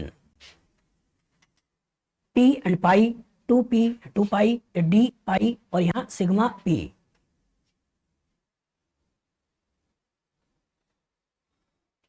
सोचो सोचो, यही मैं बोल रहा हूं, ये कार्बन sp3 चाहिए, बगल में carbocation free radical carbon carbon double carbon carbon triple, ये तो बोल रहा हूं। किसकी ओवरलैपिंग है, ये कौन सा है सिग्मा, ये कौन सा है पाई, तो है कौन सिग्मा पी ऑर्बिटल की ओवरलैपिंग ही तो है। बस में आगे, क्या कार्बन के पास डी ऑर्बिटल है, तो क्यों बिना मतलब का डी वाला दिमाग लगा रहे हो। और जब पी पी की ओवरलैपिंग कर रहे हो, पाई पाई की ओवरलैपिंग कर रहे हो, तो कौन सी ओवरलैपिंग है, resonance. A double bond B C double bond D, कौन सा, ए हाइपर कंजुगेशन है, रेजोनेंस है, रेजोनेंस। यहाँ लोन पेयर मतलब क्या हो गई, A double bond B C के पास लोन पेयर, कौन सी ओवरलैपिंग है, रेजोनेंस वाली ओवरलैपिंग है। तो यहाँ हम रेजोनेंस की बात कर रहे हैं, यहाँ रेजोनेंस की बात कर रहे हैं, लेकिन सिग्मा और आपका पी या पाई ये कौन सा ओवरलैपिंग है, हाइपर कंजुगेशन। तो जब हम सिग्मा का ओवरलैप पाई के साथ कराया तो हाइपर कंजुगेशन है, पाई पाई का कराया तो रेजोनेंस है, और केवल सिग्मा में इलेक्ट्रॉन का ट्रांसमिशन कराया तो ये क्या है, इंडक्टिव इफेक्ट है। केवल खेल सिग्मा के अलोंग है, मतलब कहानी इंडक्टिव इफेक्ट, केवल खेल पाई के अलोंग है, कहानी रेजोनेंस। लेकिन कहानी में सिग्मा पाई को मिला दिया, खेल कौन सा है, हाइपर कंजुगेशन, याद रहेगा। चलिए उसके बगल में, in which of the following cannot exhibit hyper conjugation, hyper conjugation कहां होगा, इसको भूल जाओ। कॉन्सेप्ट, कार्बन से डायरेक्टली अटैच कार्बन पे odd electron positive double bond triple bond. Good, carbon carbon की sp3 कार्बन जिसके ऊपर कम से कम एक हाइड्रोजन हो, उसके बगल वाले कार्बन पे positive charge free radical carbon carbon double carbon carbon triple. सोचो फ्री रेडिकल बगल में कार्बन, हाइपर कंजुगेशन होगा या नहीं होगा। कार्बोकेटायन बगल में कार्बन पे हाइड्रोजन होगा या नहीं, सोचो कार्बन कार्बन डबल बॉन्ड बगल में कार्बन होगा या नहीं, होगा। और सोचो नहीं। कार्बोकेटाइन बगल में ये वाला कार्बन, क्या इसके पास कोई हाइड्रोजन है? इसमें 3 कार्बन CH3 लगा दिया है, तो क्या इसमें हाइपर कंजुगेशन होगा? तो ये हमको बताना है। बस में आगे इधर आ जाओ पीछे। हाँ बताओ, पूछ रहा है which of the following group has the maximum hyperconjugation effect when attached to benzene. इसको बेंजीन से जोड़ दिया। कितने हाइपर कंजुगेशन होंगे? 3। पीछे इसमें कितना हाइपर कंजुगेशन है? 2। बगल में इसमें कितना है? 1। उसके बगल में इसमें कितना है? नहीं है, मतलब 0 बोलते हैं। बस में आगे तो क्या पूछा? Maximum minimum? मैक्सिमम। चले कौन सा हो गया? ये बन गया। बस में आगे तो यही सब चीजें देखनी है और आपको आंसर बताना है। चलो पीछे, which one of the following has inductive effect, mesomeric effect and hyper conjugation effect. मतलब क्या बोल रहा है कि विच वन, मतलब सब में सारे हो, इंडक्टिव इफेक्ट भी हो, मेसोमेरिक इफेक्ट भी हो, हाइपर कंजुगेशन भी हो। बता भाई, इंडक्टिव इफेक्ट होने के लिए क्या होना चाहिए? रोशन, इंडक्टिव इफेक्ट सुनते ही दिमाग में क्या आना चाहिए? क्या आना चाहिए? इलेक्ट्रॉनिगेटिविटी डिफरेंस। 5 बार बोलो, इंडक्टिव इफेक्ट मतलब इलेक्ट्रॉनिगेटिविटी डिफरेंस। क्या बोलना है? बोलो, इंडक्टिव इफेक्ट मतलब इलेक्ट्रॉनिगेटिविटी डिफरेंस। चलिए बोलो, क्या बोलना है? फिर से क्या बोलना है? फिर से क्या बोलना है? फिर से क्या बोलना है? फिर से क्या बोलना है?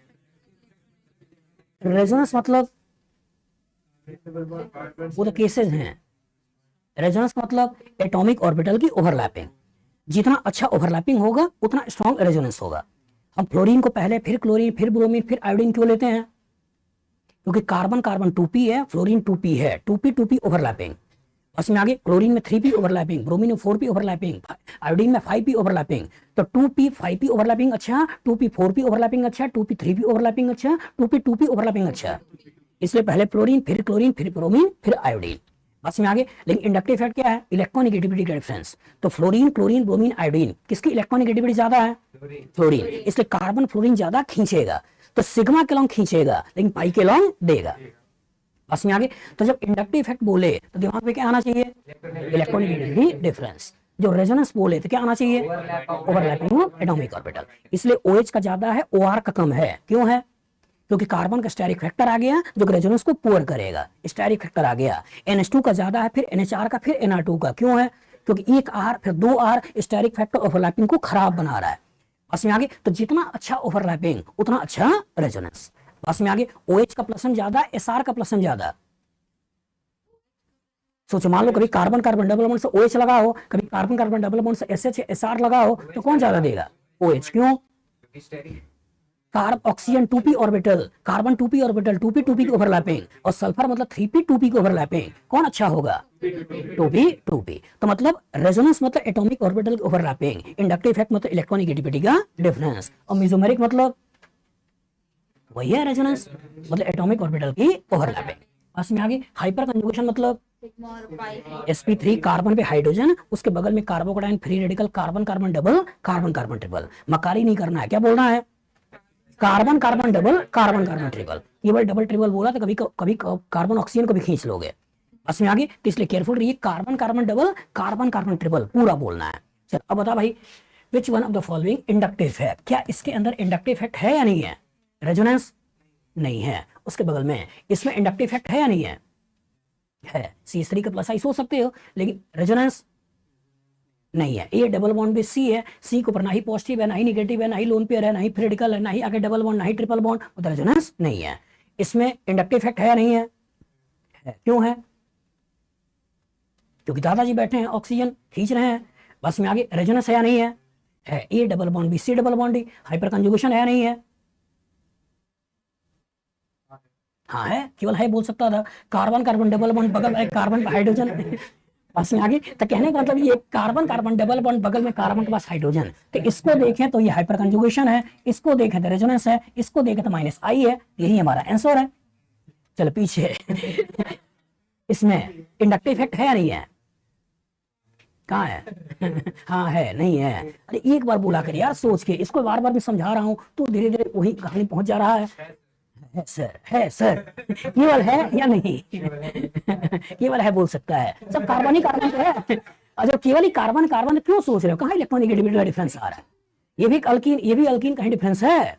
बस में इन जनरल रेफरेंस मान लो नहीं है। रेजोनेंस है ना, ये double bond B C double bond D, mesomeric effect, ये हाइपर कंजुगेशन नहीं है क्योंकि sp3 कार्बन चाहिए जिसके पास हाइड्रोजन हो और sp3 है ही नहीं। बस में आ गई। तो एकदम कॉन्सेप्ट पकड़ के चलिए, अच्छा कॉन्सेप्ट पकड़ के चलोगे तो क्वेश्चन गलत नहीं होगा। बस में आ गई। लेकिन है क्या ना कि आप कॉन्सेप्ट को छोड़ के बाकी सब कुछ दिमाग में लगाने लगते हो। चले कुछ चीजें दिमाग में बैठाना है। क्या बैठाना है? सबसे पहले अगर जनरल ऑर्डर की बात करें, पावर की बात करें, तो सबसे पावरफुल कौन सा है? रेजोनेंस, फिर हाइपर कंजुगेशन, फिर इंडक्टिव इफेक्ट। क्यों है? क्यों रटे हैं? क्यों हम कहें कि रेजोनेंस पावरफुल है, फिर हाइपर कंजुगेशन, फिर इंडक्टिव इफेक्ट? रेजोनेंस मतलब पाई के अलोंग खेलना, इंडक्टिव इफेक्ट मतलब सिग्मा के अलोंग खेलना। पाई वीक, सिग्मा स्ट्रॉन्ग। वीक तोड़ना आसान है, स्ट्रॉन्ग तोड़ना डिफिकल्ट है, और ये भाई सब बीच में है, सिग्मा पाई का कॉम्बिनेशन है। बस में आगे। इसलिए कहानी में पहले रेजोनेंस आता है, पाई इलेक्ट्रॉन बड़े आराम से मूव कर जाते हैं, उसके बाद कहानी में हाइपर कंजुगेशन, बाद में इंडक्टिव इफेक्ट। लेकिन बदमाशों में एक बदमाश कौन सा है? हैलोजन। हैलोजन और कार्बन, इनके बीच का इलेक्ट्रॉनिक नेगेटिविटी इतना ज्यादा है कि देने का काम कम करता है, खींचने का काम ज्यादा करता है। और जो देने का काम कम करता है, खींचने का काम ज्यादा करता है, मतलब क्या है? इसका माइनस आई इसके प्लस एम से स्ट्रॉन्ग है। बस में आगे। अब क्वेश्चन आया, क्या सर कभी प्लस एम नहीं देखेंगे? देखेंगे तभी पढ़ा है, अदरवाइज क्यों पढ़ते हैं? बस में आगे। तो जब कभी हैलोजन आ जाए, उसके बगल में पॉजिटिव चार्ज आ जाए, तो अपना लोन पेयर इसको देने लगेगा, जिससे ऑक्टेट पूरा हो जाए, मॉलिक्यूल स्टेबल हो जाए। बस में आगे। लेकिन न्यूट्रल मॉलिक्यूल में वो दूसरे का पैसा क्या करता है? खींचता है। इसलिए कहते हैं ओनली फॉर हैलोजन इसका माइनस आई इसके प्लस एम से स्ट्रॉन्ग है। तो पहला काम क्या है? सबसे पहले जनरल ऑर्डर में रेजोनेंस, फिर हाइपर कंजुगेशन, फिर इंडक्टिव इफेक्ट। अब क्वेश्चन आया कि सर अगर ये भी पैसा दे रहा है, ये भी पैसा दे रहा है, ये भी पैसा दे रहा है, तो कितना पैसा दे रहा है? ऑर्डर। तो ऑर्डर में फिर ग्रुप्स आ गया। लेकिन इन जनरल अगर रेफरेंस बनाए कि मान लो अगर आपका OH है, आपका OR है, ये आपका माइनस आई में भी है, ये आपका ये प्लस एम में भी है, और दोनों माइनस आई में भी है और प्लस एम में भी है। तो अगर मान ली माइनस आई में भी है और प्लस एम में भी है, और कह रहे हो कि प्लस एम पावरफुल है, तो ये कितना पैसा दे रहा होगा? कितना? 10⁻15। एक IT एडवांस का जेई के समय का 2004 का क्वेश्चन था। क्वेश्चन क्या पूछा था? A compound A with molecular formula C5H10O which on acid hydrolysis give compound B and C, both B and C give iodoform reaction positive. अब डाटा देता है कि the reactivity of A is 10⁻15 time that of ethane. अब आपसे पूछता है कि बताइए A का स्ट्रक्चर क्या है, B का स्ट्रक्चर क्या है, C का स्ट्रक्चर क्या है? तो E का जो स्ट्रक्चर बनाओगे ये बनाओगे, और सोचो कार्बन कार्बन डबल बॉन्ड, इसके ऊपर OR का प्लस एम। तो क्या इस OR का प्लस एम ने इसको पैसा दिया या नहीं दिया? दिया। और सोचो कितना सारा पैसा दिया, और जो कितना सारा पैसा दिया, तो क्या नंबर में कम है, बहुत ज्यादा है? बहुत ज्यादा है। तो इसका मतलब इतना सारा पैसा आया तो थोड़ा बहुत पैसा गया, तो इस पर्टिकुलर को नेग्लिजिबल मान लेना है। बस में ये दिमाग नहीं लगाना है कि सब कुछ तो खींच रहा होगा।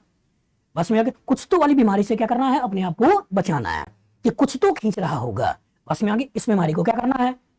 अपने आप से बचाना है। बस में आगे बच्चा है दिमाग लगाएगा कि सर यहाँ फिनॉल है, यहाँ एनिसोल है, यहाँ OH है, या OCH3 है, सर कुछ तो खींच रहा होगा। बस में आगे कुछ तो खींच रहा होगा। वो डाटा इतना कम है कि देने वाला पावर बहुत ज्यादा है। बस में आगे। और देने वाला पावर बहुत ज्यादा है कि इसका प्लस एम ही देखना है, इसका माइनस आई नहीं देखना है। लेकिन जब कहानी में हैलोजन आ गया, और जो हैलोजन आ गया, तो हैलोजन का क्या है? माइनस आई डोमिनेटिंग है, इसका प्लस एम क्या है? वीक है। बस में आगे। जब फिनाइल ग्रुप आ जाए या विनाइल ग्रुप आ जाए, ये पूरी ऑर्गेनिक केमिस्ट्री में क्या करेंगे? Robin hood. रॉबिन हुड मतलब अमीरों से पैसा खींचना और गरीबों को पैसा देना। बस में आगे। अमीरों से पैसा खींचना, अमीर मतलब निगेटिव चार्ज लोन पेयर, अगर ये होंगे तो पैसा क्या करेंगे? खींचेंगे। कभी यहाँ निगेटिव होगा पैसा खींच लेगा, कभी लोन पेयर होगा पैसा खींच लेगा। फिनॉल है, एनिलीन है, एनिसोल है, ये सब होंगे पैसा क्या करेगा? खींच लेगा। अब किसी गरीब होगा, कार्बोकेटाइंस है, इनको पैसा क्या करेगा? दे देगा। तो इसका तो अमीरों के लिए माइनस एम का काम करेगा और गरीबों के लिए प्लस एम का काम करेगा। बस में आगे। अमीरों के लिए क्या करेगा? माइनस एम, और गरीबों के लिए क्या करेगा? Plus M.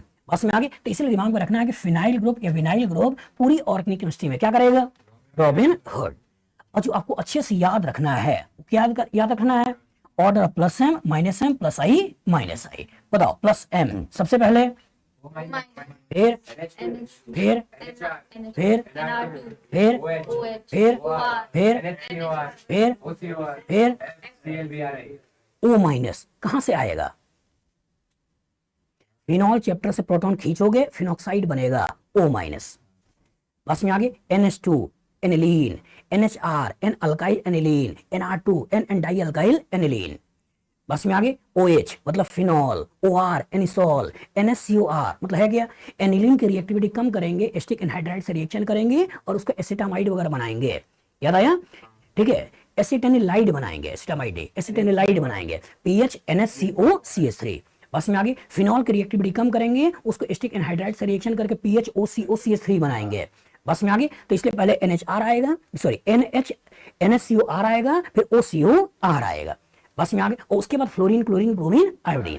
तो ये मैंने वही सब लिए हैं जो आपके सिलेबस में है और इसी के इर्द गिर्द चैप्टर घूमते हैं। बस में आगे अब कहानी में कौन सा हो गया, -M। सबसे पहले NO2, फिर SO3, फिर साइनाइड, फिर एल्डिहाइड, फिर कीटोन, फिर एसिड, फिर एनहाइड्राइड, फिर एस्टर, फिर एसिड, फिर अमाइड। बस में आगे इन्हीं के इर्द गिर्द आपके चैप्टर घूमेंगे, कभी नाइट्रेशन कराएंगे, कभी सल्फोनेशन कराएंगे, कभी CN लगाएंगे, ये सब लगाएंगे, क्वेश्चन बनेगा। तो ये प्रॉपर तरीके से आना चाहिए। प्लस आई सबसे पहले, फिर ड्यूटेरियम H। कहानी में -I सबसे पहले, फिर SR2 प्लस, फिर NH3 प्लस, फिर NO2, फिर SO3, फिर हाँ साइनाइड, फिर CO, फिर फ्लोरीन, क्लोरीन, ब्रोमीन, आयोडीन, फिर OH, फिर कार्बन कार्बन ट्रिपल बॉन्ड, फिर NH2, फिर फिनाइल, फिर हाँ इथीन, लास्ट में रेफरेंस वैल्यू H। ये प्रॉपर आना चाहिए। अब उसके बाद क्या है, हाइपर कंजुगेशन कहाँ होगा, कितना होगा, तो कहाँ होगा, sp3 कार्बन पे कम से कम एक हाइड्रोजन हो, बगल वाले कार्बन पे कार्बोकेटाइन हो, फ्री रेडिकल हो, कार्बन कार्बन डबल बॉन्ड हो, कार्बन कार्बन ट्रिपल बॉन्ड। बताओ इतने सा क्वेश्चन आएगा, बना लोगे? तो आज की क्लास में क्या पढ़ा, इलेक्ट्रॉनिक इफेक्ट। क्या पढ़ा, इलेक्ट्रॉनिक, GOC का एक पार्ट पढ़ा, मतलब इफेक्ट पढ़ाया। इफेक्ट पढ़ाया मतलब आपको टूल्स सिखाया। क्या सिखाया, टूल्स, कि इन्हीं के इर्द गिर्द आपको अब आगे क्वेश्चंस करने हैं। मतलब ये टूल्स शार्प होने चाहिए। टूल्स में कौन सा टूल्स, इंडक्टिव इफेक्ट, दूसरा रेजोनेंस, तीसरा हाइपरकंडक्शन। इस पे अगर कमांड बन गया तो अगला हेडिंग क्या होगा, एप्लीकेशन ऑफ इलेक्ट्रॉनिक इफेक्ट। ये तो होगा। अच्छा एप्लीकेशन ऑफ इलेक्ट्रॉनिक इफेक्ट है, ये है क्या, पूरी ऑर्गेनिक केमिस्ट्री जिसका एप्लीकेशन है वो है क्या, इलेक्ट्रॉनिक इफेक्ट। बस यहाँ की GOC तो हम लोग एक रेफरेंस मान लिए भाई, ये पढ़ लिया, कुछ लगा लो, लेकिन आगे जो रिएक्शन है, रिएक्शन कोई नई चीज नहीं है, इसी का एप्लीकेशन तो है। तो कुछ कॉमन एप्लीकेशन हम यहाँ पढ़ लेते हैं और रिएक्शन को अलग से हम सेग्रीगेट कर लेते हैं। बस में आगे तो नेक्स्ट क्लास ऑनवर्ड जो देखेंगे वो क्या देखेंगे, एप्लीकेशन ऑफ इलेक्ट्रॉनिक इफेक्ट। कल अगर आप आते हैं और अगर याद करके नहीं आते हैं, कल क्लास है, ये इसने सही बोला यार, हाँ ये इसने बहुत सही बात बोली। परसों आप लोग का बोर्ड का पेपर है ना, हाँ कल वाली क्लास नहीं है, ठीक है, कल शाम वाली क्लास नहीं है, जो कि जो भी बोर्ड वाले बच्चे हैं आराम से तैयारी कर लें, ठीक है। जो नेक्स्ट क्लास होगी वो परसों होगी। बस में आगे सब लोग ध्यान से सुन लें, मैसेज करना है या फिर याद रहेगा। हाँ पता चला कल 4 बजे आ गए सर कोई दिख ही नहीं रहा है चले क्लास को फिर मैं यहीं भी छोड़ता हूँ।